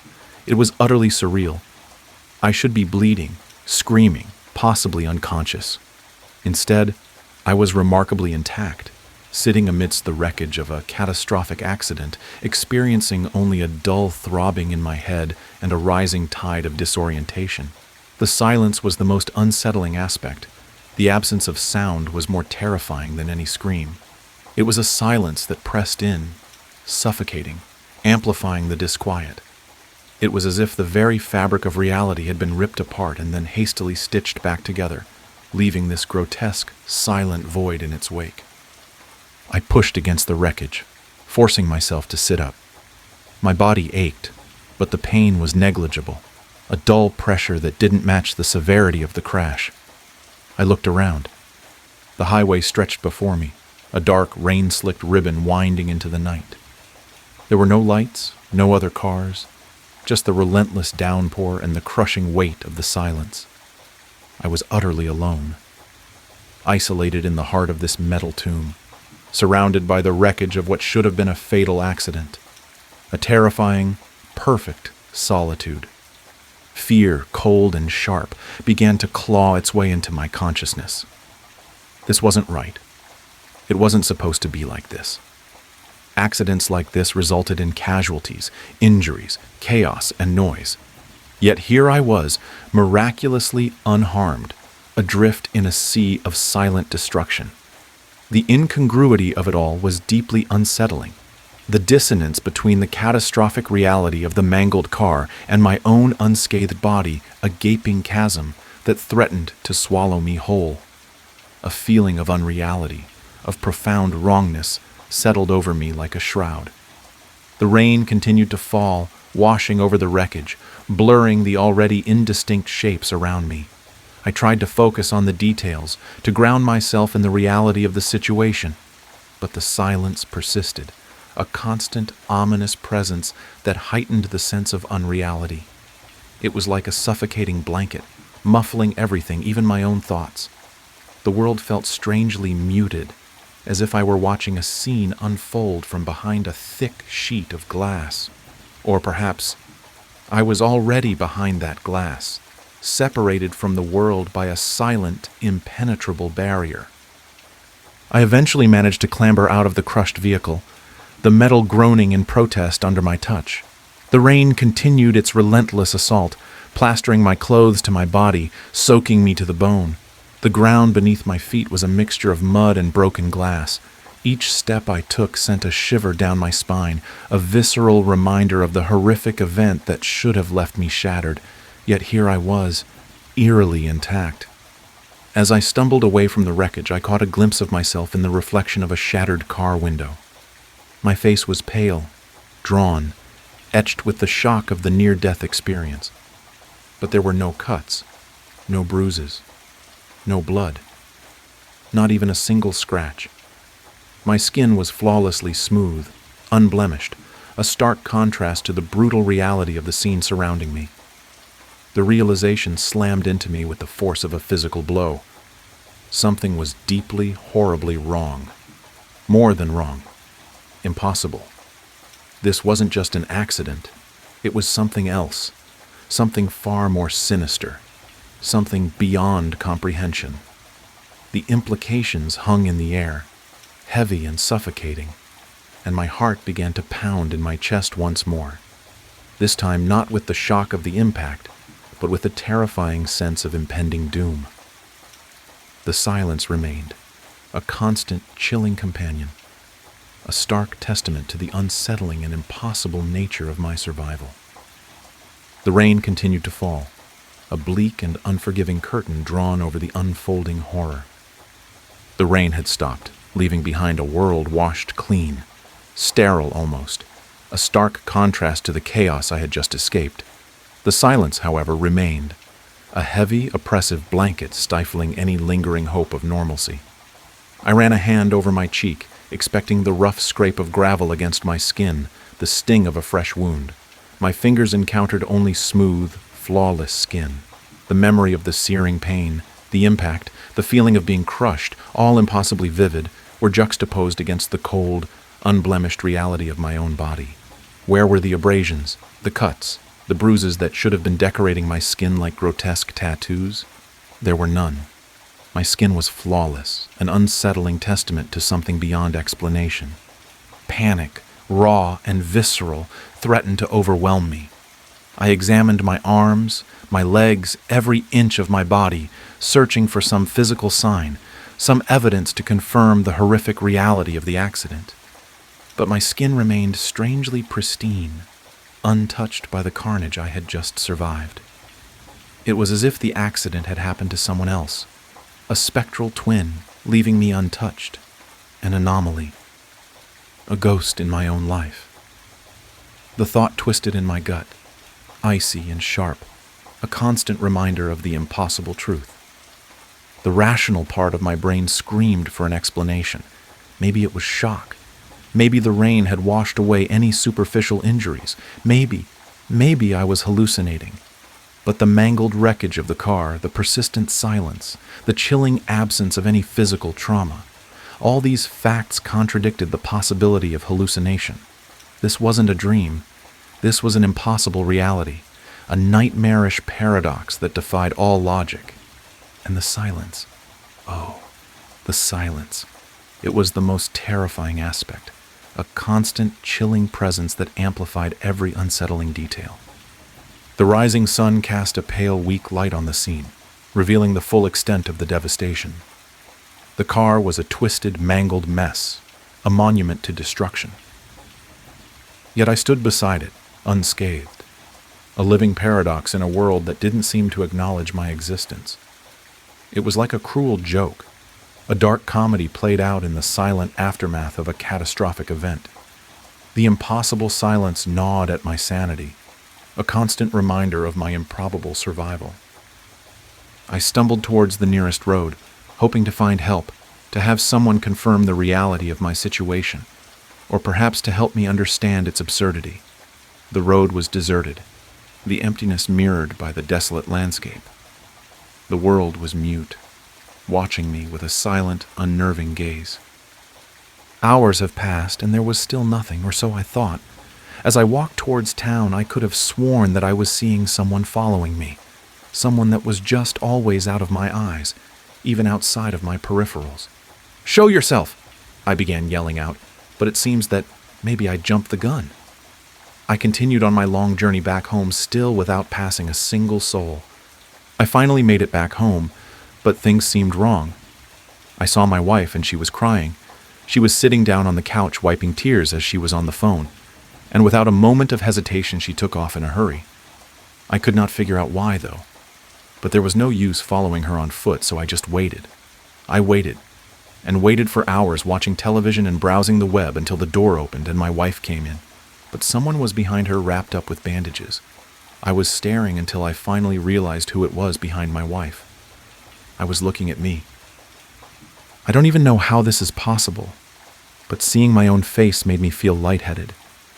A wave of nausea hit me so hard I had to grip the wall before my legs gave out. My vision blurred as I steadied myself, but my eyes stayed locked on the scene unfolding before me. My wife guided me, or whatever it was, into our bedroom, gently laying him down. She stayed by his side for a while, smoothing the sheets, brushing the hair from my forehead, whispering things only meant for me. Then she left. That's when he turned his head. For the first time since the accident, he looked directly at me. My breath hitched as I saw my own reflection in his darkening eyes. No, not darkening, blackening, as if ink was bleeding through them, swallowing the whites whole. "That sure was a close one," I heard my own voice say, though it didn't feel like mine. "This body was almost useless, but I'm glad it survived. Get comfortable, because unless you get as lucky as I did, you're going to be stuck like that for a while." What did he mean by that? What was even happening? My head pounded with questions, but I forced the words out. What happened? I wanted answers, but all I got in return was a laugh. My laugh twisted into something cold and cruel. I saw an opportunity, and I took it. That wasn't an answer. Not really, but something told me I wasn't going to get a better one. My frustration boiled over, my hands clenching into fists, my mind screaming at the impossibility of it all. I slammed my fist into the wall. The drywall cracked. I froze. I could affect my surroundings. Maybe I wasn't some Casper doomed to haunt my own home. Maybe, just maybe, I still had a chance. I followed him for weeks. I watched as he ate my food, used my computer, spent time with my wife. I watched as he walked into my job, smiled at my coworkers, laughed at their jokes. He slipped into my life with sickening ease, and no one, not a single person, questioned it. But something else was happening. At first, it was just flickers at the edge of my vision, little blurs that vanished when I tried to focus on them. Then they became more defined. Shapes, figures, moving in the dark corners of rooms, just out of reach. I thought they were stalking me, but they weren't. They were stalking him. Or rather, my body. They wanted what I wanted, what he wanted. They wanted inside my skin. They didn't seem aggressive yet. They reminded me of scavengers circling a dying animal, waiting for their moment to strike. But then I looked at my hands. The fingers, the arms. They weren't solid anymore. They were darkening, losing their form, the same inky black that filled his eyes creeping through me. I was turning into them. I didn't know how long I had, but I knew this. I was running out of time. If I didn't act now, I'd be lost forever. Just another shadow lurking at the edges, waiting for scraps. I would take my body back. The plan was simple. I knew my schedule. I knew his schedule. I also knew that while the normal world couldn't touch me, I could still affect it. The only exception was the thing wearing my body. And I knew one more thing. For something to take over a body, the occupant had to leave first. For me, that had been the accident. That meant there was only one way to force him out. I had to nearly take my own life. If I failed, I'd become one of them. But even if there was only a 1% chance that I could reclaim what was mine, I had to try. I slipped into the car, silent, unseen, and sat in the passenger seat. He drove onto the highway, the speedometer climbing. The city lights blurred past as I steadied my thoughts. I couldn't screw this up. I wouldn't screw this up. The bridge was coming up fast. I reached out. With everything I had, I grabbed the wheel and wrenched it sideways. Tires screeched, horns blared, impact. Metal crunched, glass shattered, and the world erupted into chaos. The car slammed into the ground below in a sickening cacophony of destruction. The smell of burning rubber and gasoline filled the air. My body, his body, slumped over in the driver's seat, blood dripping from nearly every opening on his face. His ink-filled eyes fluttered open, then slowly slid shut. And then everything went black. I am writing this because I don't think anyone else has ever gone through this. No one else has returned to tell the tale. I didn't make it. I failed. As I type, the ink creeps higher, swallowing me inch by inch. Soon I will lose all sense of self. I will become one of the others. A shadow, a scavenger, a nothing. If anyone reads this, please, don't forget me. The chill began not with a scream, but with a laugh. A goofy, carefree sound from the depths of my own head. I sat up in bed with a jolt, wrapped in my blankets, the digital clock blinding me with 3:17 a.m. My skin was slick with sweat. Just a nightmare, I reassured myself, coaxing my racing heart to calm. But the laugh remained, an echo of something wrong. Morning came, tinting the sky with shades of bruised purple and tentative gold. I dragged myself from bed, the lingering fear holding on to me like cobwebs. Coffee, black and powerful, was my sole protection from the insidious fear. My phone vibrated. A message from Mom. Don't forget Mark's birthday dinner this evening. He's really excited to see you. Mark? The name scratched at the back of my mind. An itch I couldn't quite scratch. Who's Mark? I texted back, a flicker of confusion igniting in my chest. The reply was instant. Don't be silly. Mark, you're practically brother. You've known him since you were a kid. Don't tell me you forgot. She even threw in a laughing emoji, as if this was some grand joke. But it wasn't a joke. I didn't know Mark. Not even a shard of recognition glimmered in my mind. Mom, I'm serious, I typed back, my fingers shaking a little. I don't know who Mark is. I've never met anyone by that name. She didn't answer. Panic scratched at my throat. I sprinted to the bookshelf, yanking out photo albums, their covers cracked and worn. Birthday parties, Christmas mornings, school graduations, the milestones of my life in grainy photographs. And there he was, Mark, a steady figure, a smiling face in the periphery of every milestone. He was tossing a football with me at my 10th birthday, shoulder to shoulder with my sister at my high school graduation, even raising a glass at my 21st birthday party. He was everywhere, but I didn't remember him at all. Desperate, I moved. I took my keys, a sense of panic driving me in circles in my mind. My sister, she'll remember, my best friend. They'll recognize that this is not right. My sister Sarah opened the door, smiling brightly. Hey, Mark's birthday now? The words struck me as if I had been physically hit. I felt my head reel. Sarah, who is Mark? I begged, my voice hoarse with fear. I've never met him. This doesn't make any sense at all. She looked at me, her smile wavering. What are you talking about? Mark. He's been here forever. Don't you recall all the summers we spent at his family's lake house? The time he rescued you from the pool when you were going to drown? I shook my head, my eyes welling up with tears. No, none of that ever happened. I don't remember any of it. I stared at my good friend Chloe, hoping and praying she'd explain to me that Sarah was joking, playing some vicious trick on me. Chloe merely gave me a blend of concern and puzzlement, though. Are you okay? You've seemed really out of it today. Of course you know Mark. He's pretty much part of the family. We stuffed into Chloe's car, Sarah and I in the back, Chloe behind the wheel, the silence heavy with unasked questions. My head spun, attempting to get a handle on what was occurring. Closing my eyes, I struggled to remember my childhood, to find some shred of evidence that Mark was ever in my past. Nothing. Then a flicker, a burst of images, broken and confusing. Me laughing with Mark, keeping secrets beneath a starry night sky, walking hand in hand. Memories that weren't my own. Memories being implanted, jammed into my mind.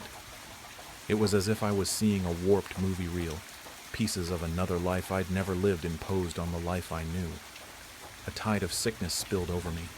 I gasped, grabbing at my head, the implanted memories threatening to engulf me. We got to Mom's place. I stumbled out of the vehicle, my legs leaden. I needed evidence. I needed to discover something, anything that would validate that I wasn't losing my mind. I rushed to my former bedroom, dodging Mom's cries, and furiously started up my computer. Emails, texts, Facebook. I needed to dig into every digital aspect of my existence for proof that I was not insane. And there it was. Years-old emails from Mark, Facebook messages with those inside jokes, photographs with his name. I had responded to his messages, sent multiple emails, engaged with him online as if he were a permanent figure in my life. But I couldn't recall any of them. My mother shouted out, "Dinner's ready." Her voice sounded abnormally cheerful, almost forced. I came out of my room, my heart racing against my ribcage, a chill of fear in my belly. And that's when I saw him. He was in the living room, standing beside my mother, his arms slung carelessly around her shoulder. Mark. He wasn't what I imagined, not ugly, not terrifying, just normal. Average height, brown hair, forgettable features. He resembled the kind of person you'd pass on the sidewalk and never give a second glance. And yet, His presence dominated the room with an overbearing weight, a crushing feeling of wrongness. His gaze met mine, and a slow, creepy smile crossed his face. It wasn't a welcoming smile. It was a smile that knew something I didn't know, a smile that threatened something awful was going to occur. It was the smile of a predator. A shock, a shivering breath. I awoke. 3:17 a.m. again. Sweating, I sat upright in bed, my heart pounding against my ribcage. This time the giggle wasn't a distant whisper. It was nearer, more tangible. My phone beeped. Mom again. "Don't forget Mark's birthday dinner tonight. He's really looking forward to seeing you." The message was the same, word for word. I hurled the phone across the room, a strangled cry escaping my mouth. It was happening again. This was not a dream. This was real. I got out of bed, clamoring for something that would ground me in the real world. I glanced at my room, hoping for something, anything, that would attest to the fact that I wasn't going crazy. My eyes landed on a framed photo on my dresser. It was one of my dad and me, taken when I was a child. I hadn't seen it in years. Except, it wasn't just my dad and me anymore. By my dad's side, his arm slung over my shoulder, was Mark. The same bland face, the same creepy smile. He had taken my father's place in my own mind. I could feel a scream rising in my throat, a raw howl of rage and terror. My memories were being stolen from me, rewritten, replaced with this thing. I sprinted to the mirror, gazing into my reflection, searching for any indication that I was indeed myself. A few seconds passed before the edges of my reflection's mouth twisted into that same unnerving smile. It leaned in and said softly, "You're ready, kiddo." The voice was mine, yet it wasn't me. I slammed the door closed and I ran, pushing open my bedroom door. Mark was there, leaning against the doorframe, arms crossed, that awful grin on his face. "Why are you doing this?" I gritted out, my voice shaking. "What do you want?" He merely laughed, that low, queasy sound. "I'm not doing anything," he told me, speaking in a low, strangely calm voice. "You're always doing this." He grasped my arm, his hold much stronger than I expected, and steered me toward my Aunt Mina's. It had been years since I'd last seen her. Why would he want to see her? "I want to go inside with you," he murmured into my ear. I barely heard him. We arrived at Mina's house. There was a frantic hope that leapt within me. Perhaps she knew. Perhaps she remembered the world as it ought to be. The world before Mark. I ran up to the door, knocking frantically until Mina opened it, her eyes opening wide with shock. "What are you doing here?" she asked, fear creeping into her voice. "You shouldn't have come." "Mina, please," I pleaded, grasping her hands. "You have to assist me. I don't know what is occurring. My memories, they're being altered. There is this man, Mark. He is taking the place of everyone I know. Mina stepped back, her face twisted in terror. "They're going to make you right," she breathed, her eyes flicking towards Mark, who stood behind me, his eyes following me with the same knowing grin. "They want to make you right before they wipe you out." "Wipe me out?" I breathed, my blood congealing in my veins. "What do you mean?" "Wipe me out of what?" Mina paused, her eyes shining with a desperate, entreating expression. "You're not the first," she whispered. "There was one before you, and they'll do it again. They'll replace you the way they replaced her." "Another me? Replaced?" My head spun, attempting to follow through the urgency of her words. I was a replacement? For another person? I parted my lips to speak to her further, to require answers. But then, it occurred. Mina's eyes turned glassy, her muscles locked up, and her face blanked out. Her pupils expanded, her eyes losing all familiarity. It was as if a switch had been thrown, removing everything that made her. Her. "Mina?" I whispered, gently shaking her. "Mina, can you hear me?" She blinked, her eyes now vacant and clear. "Oh, hey," she said, her voice now cheerful and light, as if nothing was amiss. "What are you doing here?" She remembered nothing. She remembered no conversation. She remembered no fear in her eyes. She remembered no warning she had just issued me. She had been erased. Mark moved towards me, putting a hand on my shoulder. "See?" he whispered, his voice soothing and gentle. "I told you. You're always doing this." "Do what?" I breathed, my voice breaking. "What am I doing?" He grinned, a slow, predatory smile that made me shiver. "You always forget." "Celine, I'm going to start the story by saying that you should always be careful when running, even if it is in a popular place, or even if you have ran the trail a dozen times. It's always important to be aware of your surroundings. When I was in high school, I was an active runner. I would run every day after school, which allowed me to clear my head or just to get some clarity on things I had to decide. I had ran track on and off since middle school, so I could keep a good pace while running distance and even could run a pretty decent mile. This story takes place around the time I was a senior in high school, so there was a lot on my mind. Things like which college I was going to attend, or which colleges I could even get into, etc. Everything was changing pretty fast, and the amount of stress I had from school had finally gotten to me, so I had decided that I would go running in a park after school one day, just to give myself some time to think. The park was a pretty popular place. It had some really great trails, and it helped it wasn't far off from my house, so I ran there pretty often. I always had felt safe while running in the park, as I saw lots of people I knew and often always saw someone on the trails. There were some undeveloped areas you could run for some good scenic views where you could sometimes see deer and other animals. When I had gotten to the park, there were people there, but it wasn't as busy as usual, which didn't bother me, as I had a lot on my mind and needed some time to run and just think. I did all of the things I usually did, like stretch, and got ready to enter the woods. I put my headphones in, and the second I did, I blurred everything else out. I had started up my run with a nice light jog and passed some people and smiled like normal, until there was a man who greeted me with a smile that was extremely unsettling. If I had to describe it, I would say, imaging someone is looking down and they smile with no teeth while bringing their eyes up like in the movie Smile. It was creepy, but I nodded and waved like I normally would. I tried not to pay too much attention to the man and kept running as I was at a public park, and it wasn't unusual to see people. I had maybe ran a few laps around the common park area and kept passing the man in the same area, which struck me as weird as I had ran laps and not little ones either, like laps that took 5 to 8 minutes. Every time I would pass, I would politely nod and keep running. After a while, though, I started to think more and more about the situation.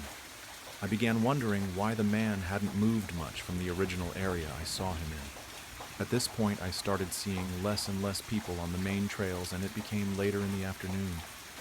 The sun was covering in the clouds, and although it hadn't set, it was getting darker and gloomy as if a storm were coming. It was late April, so it was hot and rainy pretty frequently, and I decided that I would run a little bit longer until it started to rain, then I would head back to my car. I ran past the main parking lot and noticed that my car was the only car parked in the lot, so I knew I was alone and figured everyone knew the rain was coming and decided to leave. I ran toward the entrance and re-entered the running paths, passing the original place I had saw the man, and he was gone. I slowed down, catching my breath, and walked slightly for a few minutes deeper and deeper in the trail. I was gathering my thoughts when I felt the feeling of being watched. I took my headphones out, and when I did, the park was silent. Scary. Silent. You couldn't hear trees blowing in the wind or cars from the main road. You could only hear the sound of my breath and the music blasting from my headphones. I looked around and didn't notice anything, so I kept walking, this time remaining vigilant as I couldn't shake the feeling that I was being watched.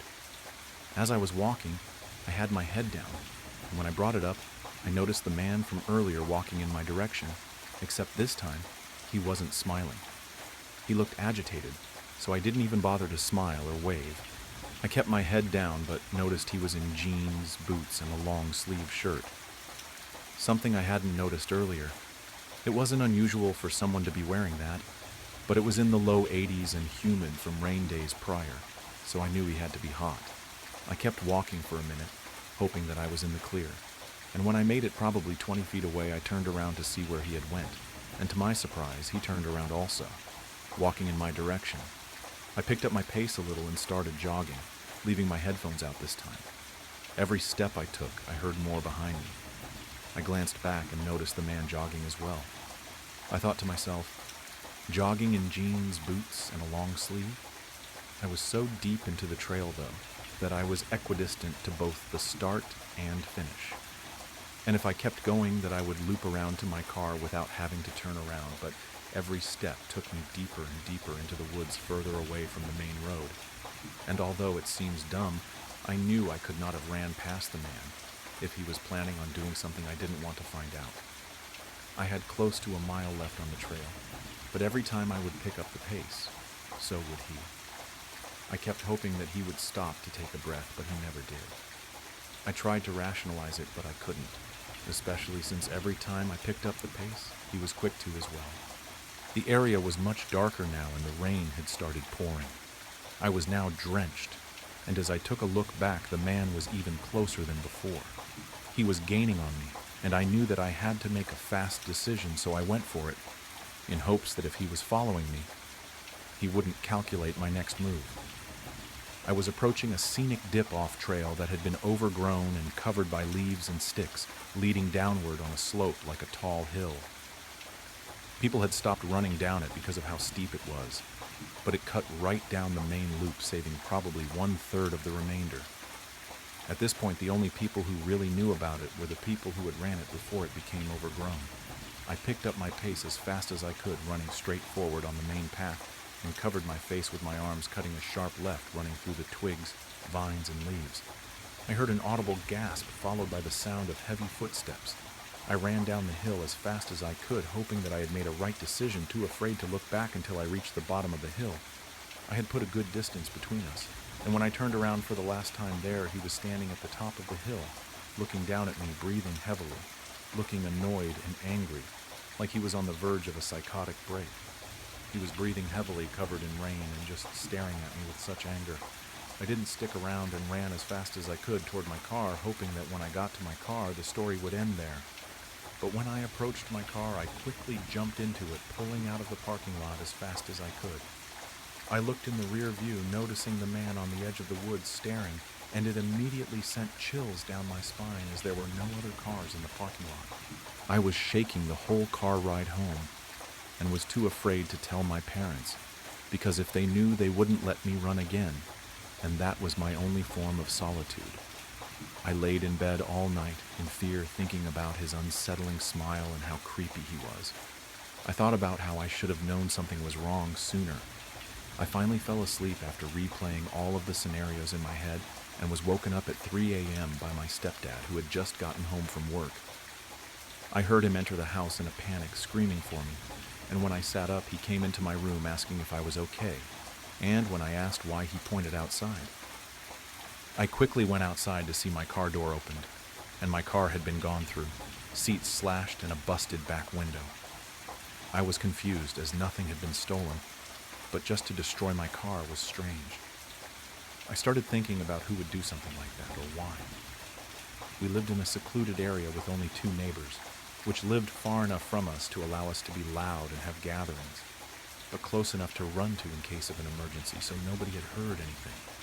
Aside from the glass and cut seats, the only thing sitting on my seat was my registration.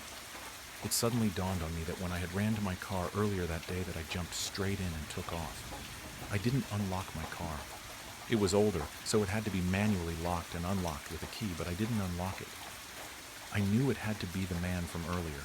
He must have looked at the registration and gotten my name and address from it. I moved to college shortly after, and my family sold the house when I was in college, but it still makes me wonder what else he would have done if he would have gotten me, or even worse, broken into my house. The Valley. Hi, 3 Reddit followers. I am sorry for being gone for so long. You know how life can be. Devastating. I am writing this and posting it because I need answers, and I think it's a way for me to cope. Or at least, that's what my therapist said. Bear with me, I am not much of a storyteller. So, about a month ago, me, my best friend, and boyfriend went about an hour southwest of where we live to visit our friend. For the sake of privacy, I will call them Colby, Vincent, and Ashley. Ashley and I grew up together. She is kind, easygoing, and a crazy-ass sense of humor. Colby is my boyfriend of almost 2 years. He is patient, protective, and honestly the best person I know. And Vincent is spunky. He walks around wearing cowboy boots. He is loyal, personable, and adventurous. Vincent and Colby are best friends. So we've all become really close. We play Xbox together, camp, get drunk, etc. Part of the way we bonded so fast and got so close was because we all share a love of the paranormal. Shocking, I know. One weekend, like many others, Colby, Ashley, and I pack up in Colby's car to make the drive down to see Vincent and do our usual activities, getting drunk and ghost hunting.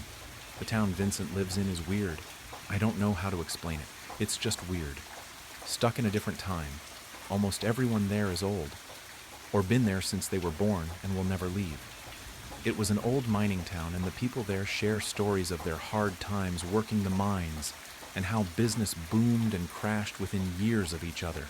But what almost everyone shares stories of is the valley.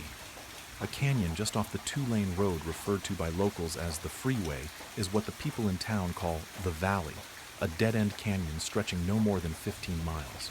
This is where all the mines were and still are. Now the town is dry and cold, the kind of cold that cuts through your skin and into your bone. The wind never stops. Summer, winter, spring, or fall, it's always windy. Especially in the valley, the wind whips off the rock walls and roars through the dead trees. Some nights in town, the wind coming out of the valley sounds like screams. The drive to see Vincent was as boring and ugly as usual. I sleep most the ride while Colby and Ashley bullshit about politics, religion, etc. I drift off to the start of another discussion I don't care enough to be a part of. Just as quickly as I'm asleep, I wake up to the sound of the wind hitting our car so hard I fear we might fly off the road. That's how I know we've made it. We meet Vincent at his house and make up a plan for the night, the spot we want to get dinner at, and where we want to ghost hunt. It's a weekend, but in town it's dead. The hum of the neon sign outside the restaurant we come to every time we're in town is the only thing breaking the silence except the damn wind. As we sit down and order our usual dinner, Vincent tells us that he has somewhere he wants to show us. It's just up the valley. It's called the Devil's Playhouse. Just as those words escape his lips, the waitress on her way over with our pitcher drops and shatters the whole thing. She sheepishly apologizes, sweeps it up, but stops halfway. Did I hear you say the Devil's Playhouse? Sorry, it's just, I am new into town and have heard the rumors of that place, did you know? Vincent shoots her a look that's quick to shut her up, and she leaves. I asked him what the stories were about this place. He leans in close to us and whispers, "Well, as you guys know, the valley, well, actually, the whole town was built for the mines. So when the miners settled here, some weird people came with them." He glances around to make sure nobody is listening and lowers his voice even more. "Well, the people would take, like, horses, cows, even the miners' fucking pets, and take them up to their spot and slit their throats and fucked up shit like that. They said they did it for the devil." He clears his throat and leaned back. "But that's just an old rumor, who knows what happened, but either way, the place is freaky." Ashley looks around at us in a deep voice and says, "That's what I'm going to do to you guys if you don't Venmo me for dinner." I laugh and roll my eyes. We finish dinner, pack up in the car. "Fuck," Colby says, feeling around in his pockets. "I lost my Zims. Can we stop at a gas station, please?" Vincent pulls off into a gas station that consists of one pump and a small shop. We go inside and I'm browsing around when I see Ashley bump into a tall, lanky, awkward-looking man, knocking the items in his hand to the floor. "Oh, I'm so sorry," she says. The man turns around with a big smile on his face and says, "No worries, ma'am," and picks up his car keys and a pack of cigarettes up off the floor. I watch as he walks out to the parking lot, gets in his nice brand new truck and drives away. Ashley has moved onto the next aisle when I realize I'm staring. Vincent walks up next to me. "You ready?" I asked him who that man was, and he says, "Lance Cornell. Dude's nice as hell. He lives at the mouth of the valley. Funny enough, he owns the beer. You know the place we had dinner at tonight?" I smile, and we all walk out the gas station and load back up into the car. In the car, Colby's puts a hand on my thigh and rubs his finger against my jeans. Ashley whips her head around from the front and says, "You know what I think I've heard of this place? Yeah, like some kids went missing hiking up here and were never seen from again." She narrows her eyes and looks right at me with a mincing glance. "Hey, stop that. She's lying to you. Nobody's gone missing." Vincent gives me a smile in the rearview mirror. The sun is just starting to go down when we get there. We're swapping scary stories the drive up, but as soon as we cross the threshold, the stories stop and a sense of dread fills the space the stories held. Vincent drives up to a gate with a giant no trespassing sign on it. "Well, this is it now, we just hike up a bit. Watch for cars too, this is like super illegal." Me and Ashley share a glance and she smiles with her reassuring kind smile and we start walking. Halfway up, Colby takes my hand and winks at me. He says, "How you feeling? Scared?" "Don't be. I won't let anything happen to you. Plus, all this stuff is total bullshit, babe." He smiles and jogs up a little to catch up with the others. I stay behind. I am winded, cold, and uneasy. I hear a snap of a twig behind me and whip around. Holy fuck, what was that? My friends turn around and watch as a bunny crosses the trail behind me. "False alarm, sorry guys." Vincent rolls his eyes and laughs. After a short 20-minute walk, the sun has completely set in the valley, and we turn on our flashlights to see the beast of a building standing in front of us. An abandoned mining building. Must have been storage or something, because the ones we drove past on the way in don't even hold a candle to this. The wind going through the windows makes it look like the building itself is shriving in the cold air of the wind. "Wow," Ashley says with a grin. "Well, come on in, mi casa es su casa," says Vincent as he stands in the doorway. All the windows and doors are gone. There is a hole in the floor that looks like it leads somewhere, but however people were getting down there has been gone for quite some time. "Dude, imagine there is just someone living down there," Ashley says, and nudges me with a smile. What the fuck? What an odd thing to say. Ashley and Colby are taking pictures on her digital camera she carries with her everywhere. The odd thing is the place has no graffiti. It's actually clean. "No glass or anything," I say out loud. "Yeah. Well, nobody ever comes up here because, well, the cops are bored in a town like this," Vincent said like he was reading my mind. "All right, fuckers, I say we split up," Colby says. "All right, gang, let's look for clues," Ashley copies in a teasing voice. My heart starts to race. The building is only one floor if you exclude the hole in the ground. Just stay on the main floor and keep your light on just in case. Vincent tells us we all nod and walk our separate ways. I begin to walk around the corner of the general area we're in. I am looking around, still amazed at the cleanliness of this place. No dust, no leaves, nothing. It's wild. I turn around to see Colby right there. "Ah," he screams. I shove him away and smack his chest. "Idiot." He leans in and tries to kiss me, and as I lean into him, I hear aloud, "What the hell?" Ashley sounds scared. We run over to find her looking at the ground with fear in her eyes. We pan our flashlights down to what she's looking at. A dead fucking rabbit. Fresh, bright red blood pouring out of the hole in its body where its head used to be. I look away and throw up in my mouth. "Dude, what the fuck?" Colby says. "What the fuck is right?" Ashley says, sounding scared. "Let's leave, I want to leave. Please, this is fucked up. This shit is like real, like, what the fuck? We need to leave. It's the bunny from the trail." "What are we waiting for?" Ashley screams at us. I swallow my throw up and start walking to the door. The boys are standing there staring at it. As I walk away, I start to lose sight of them. It's so dark that I don't know how people would navigate without a source of light. And it's so quiet, almost peaceful. Wait a fucking minute, it's so quiet. What happened to the wind? My heart drops to my stomach, and a pit joins it. It's like we all notice it at the same time. The silence. Deafening. No rubbing of tree branches, no bugs, no hum of electricity, no sound of shoes on the floor, and most definitely no wind. "Wow," Colby says. "Can we go now?" asks Ashley. I pan my flashlight around to each of their faces. My heart is beating so loud, it's filling the silence. "Chill," Vincent says. Don't freak yourself out, okay? It's probably nothing. Let's go. Okay, you're right. This was a mistake. He takes a step back, and as he does, I see a figure in the back hidden in the darkness take a step behind him. The figure smacks Vincent's phone out of his hands and onto the floor, silencing my heartbeat from my ears. Holy fuck! Wait, what? Vincent! Ashley screams. We all panic, getting closer to each other. Just then, the sound of footsteps on the floor running, no sprinting towards us.